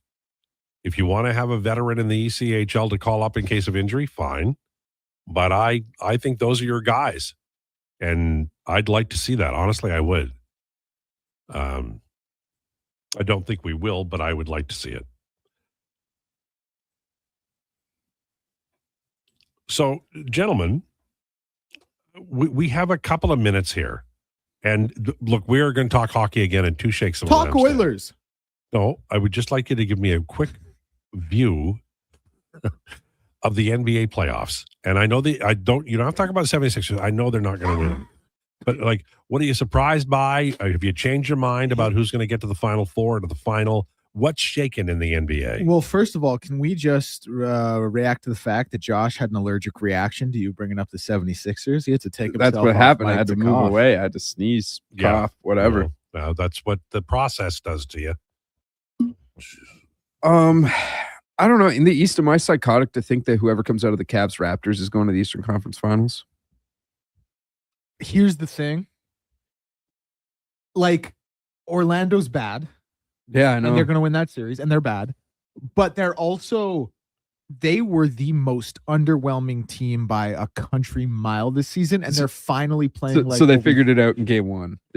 They kind of figured it out in the Hornets game a little bit, but they're still just bad. So you might be right, but I don't know, man. Like it's just Boston's. I know it's Boston's to lose, but I still think whoever comes out of that Knicks-Hawks series is going to give the Celtics a run for their money. It's so hard to get like back into game shape after an injury. You had like Jason Tatum. Like, do you know how many get after him? Do you know how many movie stars and famous people are cheering like hell for the Knicks? Oh yeah, I'm aware. I mean, now I don't know if you guys saw what happened on Twitter this weekend with Ben Stiller, but you know, that was something. Anyways, yeah, I like the Knicks are probably going to the conference finals. They're probably going to end up in the finals just to. That would be a sauce. You think the Knicks are going to the conference finals? Sorry, did I say Knicks? Yeah, I meant Celtics. Yeah. I meant Celtics. The one thing I would say really quickly that I want to get your take on is like I think the Nuggets very well could come back down from 3-1 against the T-Wolves with no Ant, no Dante. But it's like that's fake. Like that's fake performance. It's fake news. There's no not Ant, real. There's no that doesn't count. Okay. Like I mean, like it still counts in the history books. Oh, they came back down from 3-1, but they're like, yeah, there is no Anthony Edwards. There is no Dante DiVincenzo. Dante DiVincenzo, I think you have to admit, is a very important part of what it is the Minnesota Timberwolves do. So if the Nuggets come back, which in all likelihood they could, I mean, but the Wolves just have to win one game, whatever. They're still going to get the brakes beat off of them by the Spurs, in my opinion. So nothing has changed from your original outlook. No, not really. Like, I still think the Rockets are going to get pumped by the Lakers. Austin Reeves might be coming back. And, like, the shocking part is that, yeah, the Magic might beat the Pistons. And you know what? I have to admit it. Hands up. I predicted the Cavs to win in 5 over the Raptors. I am absolutely blown away that they are in this series, and the fact that they shot 32% I think from the Declan field. was much higher on the Raptors. He said Raps in 7. I did pick them to win. Yeah, but we know what happens with big brain Declan over here. He always gets it wrong. My thing with it was just, and by the way, because I don't know how many of you guys, I'm sure not many of the listeners are actually watching the Raptors Cavs series right now because of the oil in the playoffs. But James Harden, man, it's just the same thing every time. Like he just can't do it. I was so excited when he went to the 76ers. Why? He shouldn't have been. He does this thing also where when he's not involved in the offense, into the corner. It doesn't cut. It's really hard to watch. Doesn't move. It's what his career's been though. Is if he doesn't have the ball, he is not an effective player. He actually, and this is kind of impressive. He does it himself. But he does it himself. Yeah. I mean this in all sincerity. Like this is gonna sound like a backhanded dig or a joke or whatever, but I don't think there has ever been a player in NBA history who has been that good in the regular season who is then that bad in the playoffs. It's a pretty amazing record. Like seriously. Stephen Wachowski says, do the Thunder repeat? Probably, like. But against Boston, right? Well, yeah, which in my opinion would be an absolutely sauceless finals. I don't know. There's something. Mean? It wouldn't be exciting. Like there's something about it that just would be like, yeah, it would probably be Thunder in 6, even though they've had great regular season performances this year against each other. is like, I don't think it would be as exciting as last year's finals. Damon Jones, the first to plead guilty on the gambling scandal. Shocker. But won't be the last, right? No, absolutely not. Terry Rogier plead guilty. Chauncey Billups is going to plead guilty. Like, this is all the case was pretty open and shut. How much time would any of them spend? That is a great question. Because this is they the are world all of rich. Great lawyers get you off, right? This is a tough one and to see it. Well, I mean, let's see. They committed wire fraud. I thought there was some mob connections for some of them. Sure. But you know, good lawyers. That's, I mean, if they're mob lawyers, maybe it's a little different. But I find from what I've read about this case is that it is pretty damning. How dumb are people? But pretty dumb. You've met people. I've met people. You know, Declan, I think, has met people. First question you got to ask is, do they know how to read? And that tells you where they are. Huss says, proven fact, you win nothing when it matters if Harden is on your team. I learned that the hard way. Yeah, you know, it's always hilarious when in February, after Harden drops, 45 points on like 8 of 11 from 3, and people have the D Wade versus Harden debates, and then playoff time rolls around and everyone gets real quiet because we all know who did it when it mattered most. It is demonstrably true, not just my horrible experience as a 76ers fan, but the routine gets old, right? That's what he's been on every team, you know. All right. Are we ready for this? Heat check, ice bath. Do we have all of our stuff ready? Yep. I do. Do you? I really do. How much? I'm going about to be to last. So how many are hockey takes? Mine aren't. What about you? 1. All right. So I might have to type quickly. You go first so that I if I have to change mine, I can. I always start just in case someone's going to steal mine. I can't believe it. I can't risk that happening. I'm about to shell out for playoff tickets. Wow. Tonight? Oh, yeah. They're cheap. Less than 200 pop. Are you taking the girl? Uh-huh. Well, you got it bad. She was like, because I offered right after game 4. Right. I looked at the ticket prices. I was like, because she's coming back into town today. Right. So I was like, if you want to go, like, I can Do you afford need it. me to help you take the bottles back? No, actually, you make a great point though. I got to do that for my roommate. I got to take the bottles out. But I was like, yeah, I'll if you want to go, we can go. And she was like, no, I don't want you to have to shell out for that. And then she texted me today and said, Oilers tickets are looking pretty cheap. I was like, all right, let's do it. Is a great day. Well, they can't lose now. Sure they can. They lose every time I'm in the building. Yeah. Heat check, slow lube on the way. Lowdown with Lowetide, brought to you by Wolf GMC Buick on Sports 1440 and YouTube. Expand your brand with Fusion Promo Marketing. Fusion is your trusted partner for all things branded merch and apparel. Thousands of products perfect for businesses, sports teams, and corporate events. Fusion with a Z. Promomarketing.ca. Good to go.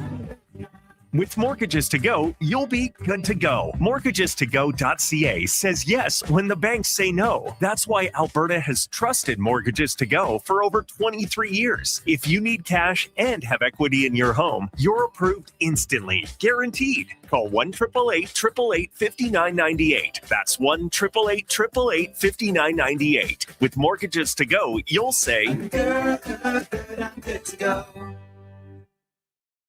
It's playoff time, and we've got a lot to talk about. This is Andrew Walker on Edmonton Sports Leader, Sports 1440. Tune in after every Edmonton playoff game for the Legacy Heating and Cooling postgame show. Visit the experts at legacyheating.ca.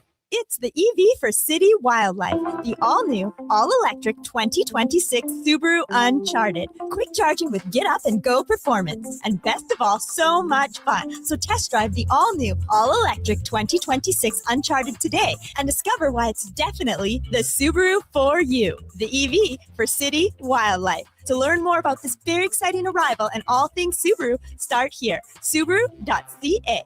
Welcome to Uncommon. Welcome to Subaru. Vashon Concrete Products. From concrete and septic tanks to blocks, precast water pads, jersey barriers and aggregates. Farmers, contractors, homeowners. Plan your next project at BashawConcrete.com. Family owned, over 60 years pouring. Bashaw Concrete products. Once again, start here. BashawConcrete.com. My ultimate dinner hack for busy weeknights is Catch of the Week. I used to think a great meal meant hours in the kitchen. Not anymore. I grab fresh fish, get simple instructions, and have an incredible dinner on the table in minutes. Their ready-made meals are a lifesaver, too. It's real food, it's fast, and it makes you feel like you've actually got your life together. They're just 5 minutes from Sherwood Park, but worth the drive from anywhere. Stop thinking about dinner and just go to Catch of the Week. Visit catchoftheweekedmonton.com.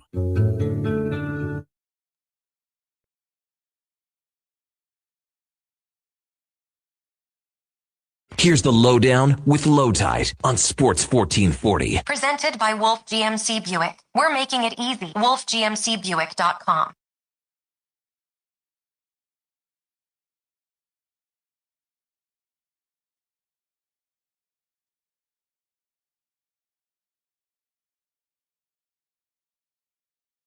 Sports 1440 for Wolf GMC Buick. Check them out at wolfgmcbuick.com, 138. Jason Gregor joins you at 2 o'clock today. Help tee up the huge game tonight. Connor McDavid, game time decision. Jason Dickinson as well. And we'll see how it goes. Pairs were a little different practice. And Connor Ingram in goal. We'll have the pregame show at 6 and postgame, which could be iconic.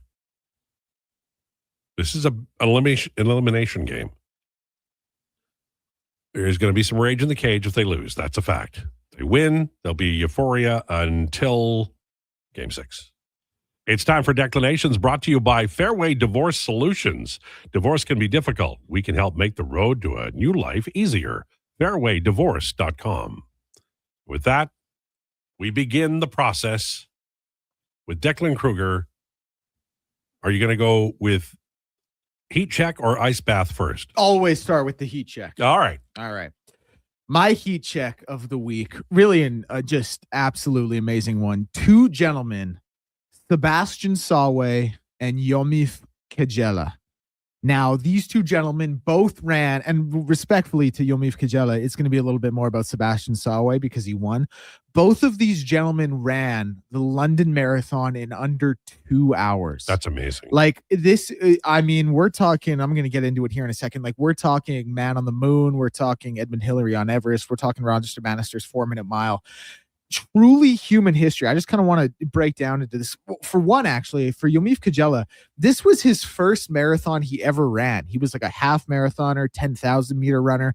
This was the first marathon he ever ran. He ran it in 1:59:41, which would have been world record pace and the first person to break 2 hours had it not been for Sebastian Sawe. And by the way, the guy who got third, Jacob Clemondo of Uganda, he came in at 2 hours and 28 seconds, which also would have been a world record. But just to kind of put in perspective what Sebastian Sawe did, if you took a Lime scooter, they top out at 12.5 miles per hour. So that means if you rode one around the London Marathon course at top speed, never braking and never backing off, by the time he finished, you would still be, this is Sawe, you would still be a mile behind him. Also, if you set a treadmill to the max speed, 21 kilometers an hour. What if you had a different color than lime? If you set a treadmill to 21 kilometers an hour, and like that is a 2:50, that is a 2 minute and 50 second kilometer. He ran that for 42 kilometers. It's also, he ran a 17 second 100 meters 420 times over, or 4,200 times over, or something like that. Like just absolutely superhuman. And here's what I really want to delve into.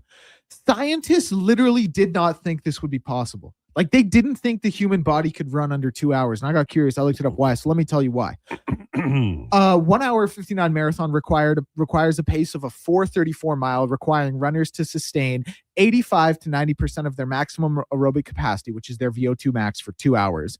Many scientists believe that sustaining this percentage was physiologically impossible for the human body.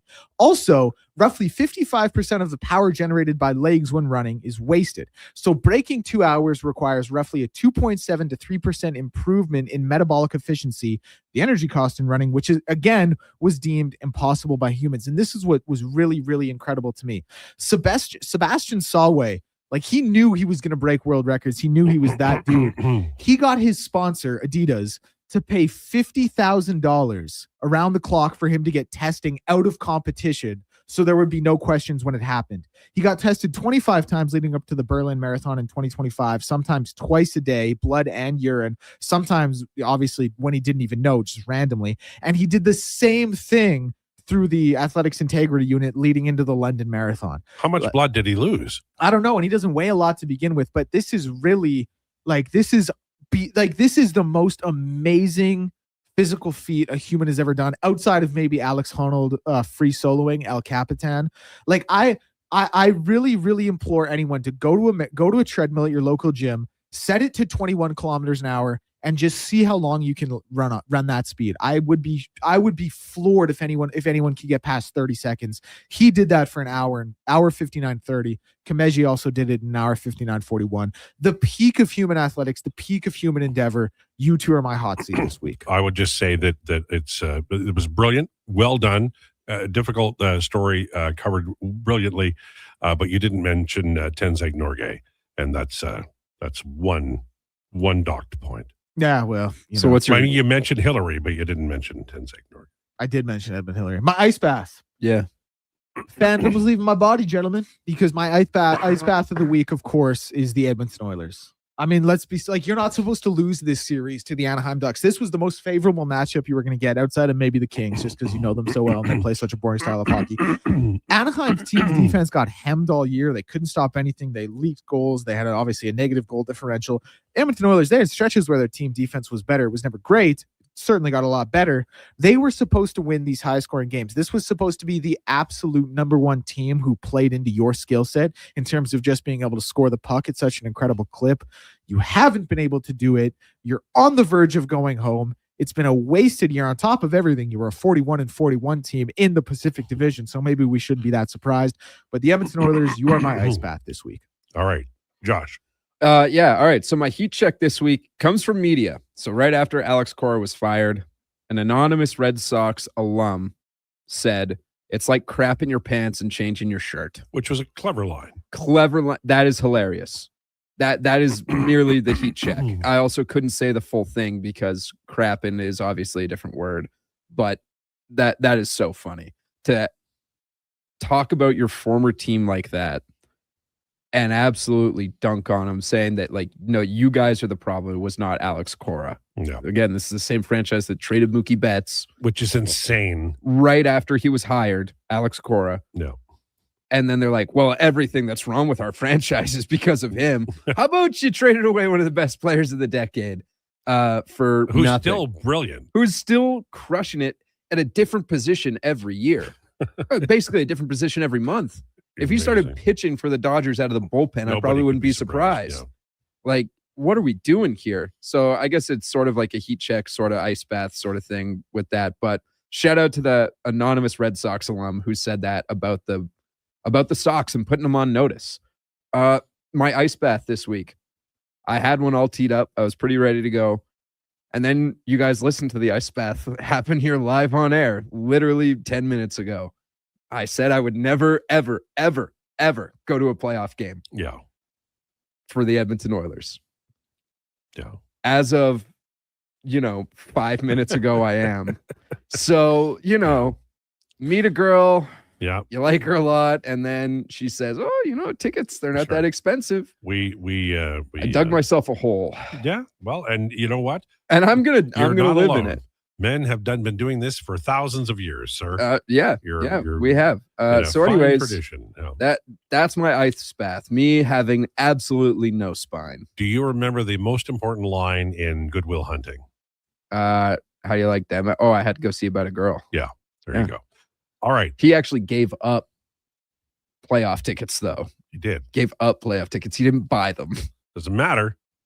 He did it. All right. Heat check. Montreal Canadiens. The team building was sensational. The team arrived early, and they are giving no quarter to a Tampa Bay Lightning team built to win Stanley. This is a significant event in NHL history because Tampa Bay has built this team to beat the Florida Panthers and anybody else. And Montreal is an upstart. They're just, they're still putting the siding on this foundation of this team that's going to contend for the next decade. This is a big damn deal.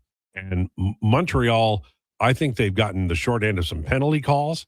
There's a head hit that didn't get called that turned the game. And they are in it. I can never emotionally cheer for the Montreal Canadiens because of Sam Pollock and what he did to the 1967 expansion draft. But I do respect them. And I certainly respect this edition of the Montreal Canadiens. Ice Bath, Edmonton Oilers. 11 years to find a goalie and some role players. That's it. The organization was gifted kings and aces, and they blew it with impatience. Never kept a dollar past sunset, threw away assets like motel matches, absolutely focused on filling the building after the McDavid draft and trading away the 2015 draft after McDavid was chosen.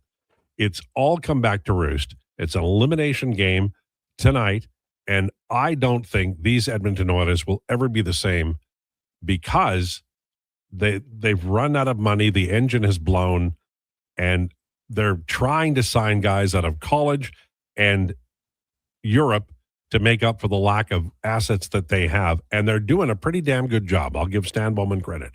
But my God, this team to be at the verge of elimination in what everybody agrees is a pillow soft division really is an indictment. As Declan said earlier, and I'm going to double down on it, the ice bath today is the Edmonton Oilers. Shame on the organization, not the players, but the organization for the last decade. Finding a goalie isn't that hard. All right, so it's 1:49. What haven't we covered? McDavid is a game time decision, as is Dickinson. Jari will be playing in net. There's a chance you'll Ingram's see. in net. I'm sorry, Ingram will play in net. There's a chance that Nurse and Bouchard will be the top pairing. I'm interested to see that. And there's a possibility that this team could unlock a real advantage if they line match. But the coach has never been a line matcher. I think this is a big, big game for Chris Knobloch because I still don't believe they will fire the coach. But if they were going to, the owner in a fit of pique after a loss tonight, you might see that happen if they decide to be emotional as opposed to analytical. Because in all honesty, they might be more than a coach away from winning this thing. This is a tough, tough pill for the Edmonton Oilers organization, and I think for the fan base tonight. They shouldn't be here, but they are exactly here. I was thinking about some hypotheticals on my drive into work today relating to the Oilers. Like, what are some best case scenarios? Obviously, magically, everyone gets healthy, they win the cup. That's the best case scenario for the Oilers, magically.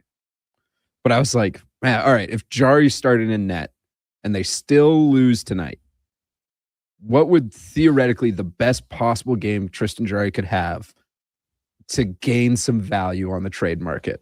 And all I could think about was Game 7 Ottinger from 3 years ago. Like, he'd have to have a performance like that. Now, that's all moot. He's not starting in the net at all. Yeah. Well, I mean, the trade is going to be Jari and a high pick or like Savoy for a goalie they like more. Yeah, you're going to have to send away a valuable asset. Which is a damn shame because Savoy is brilliant. He's a really good young player, and they got to stop doing this. But I don't see, like, I'm sorry to say this, but I don't see an alternative. Unless you really believe in Tristan Jari and you can spend a summer, at Driveline, whatever the Driveline for hockey goalies is, you just have a guy who's not maybe fit for this. And he's a guy that's not fit for this. And the list since Cam Talbot is long and winding. And general managers put their reputation. They don't trade for guys they don't believe in. It's not how it works. Stan Bowman believed in Tristan Jari. It did not work. Now, maybe he says, okay, we're going to start with Jarry next year, and I could see that happening. Fans might not like it, but general managers are very stubborn, and I don't see Stan Bowman going anywhere. Do you see Stan Bowman going anywhere? I don't see him going anywhere. I think the coaching depends staff how pissed is Kate's. I wouldn't. I'm not throwing 100% on anything in either direction. I think the likelihood is that both Bowman and Knobloch are back, and Knobloch has a new coaching staff. I think there's a lot of people in the assistants rooms who are in a little bit of danger. I can give you a hot take for going that direction that I do actually kind of believe. I'm not just saying it for the sake of it being a take. Yes. I think if they lose tonight, Knobloch's gone. Right or wrong. I'm not saying I agree. I'm not saying I do. Like he's gone right after the post-game presser?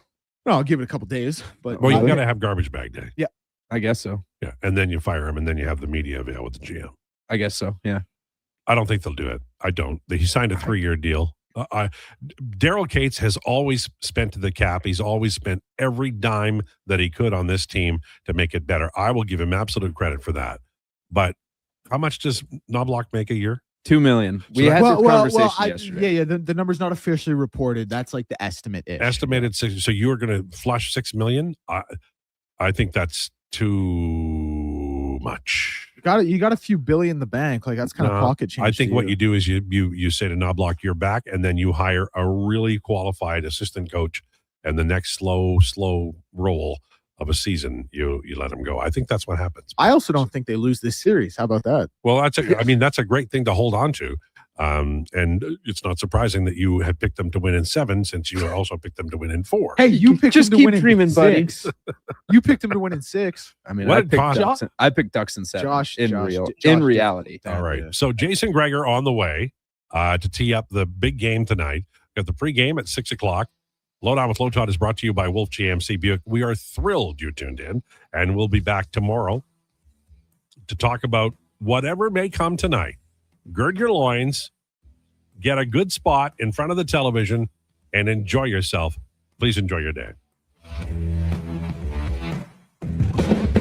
This is a Sports 1440 update. Brought to you by Sean Cunningham of Remax Real Estate. Get the home team advantage for your next move in the Edmonton area. If you're thinking about buying or selling a home, call or text Sean directly at 780-265-0165. That's 780-265-0165. Edmonton Oilers, of course, in a win or go home game tonight against the Anaheim Ducks. 8 p.m. puck drop. Connor McDavid, Jason Dickinson, both game time decisions. Connor Ingram in the starter's net. First puck drop of the NHL day will get going at 5:30 with Boston and Buffalo. Buffalo with a chance to win that series at home as they lead 3-1. And Minnesota Dallas at 6. That series tied 2-2. NBA will see Philly and Boston at 5, Atlanta, New York at 6, and Portland, San Antonio at 7:30. Blue Jays will be in action in the MLB at 5:07, playing host to the Red Sox. Hugh Savage on the bump in that one. And the first pitch of the day in the MLB will get thrown between the Rays and Guardians at 4:10. Macklin Celebrini, Nikita Kucherov, and Connor McDavid have been named the 3 finalists for the Ted Lindsay Award, and longtime Hockey Night in Canada analyst and longtime goaltender John Garrett has passed away at the age of 74. I'm Declan Krueger. This has been a Sports 1440 update. Sports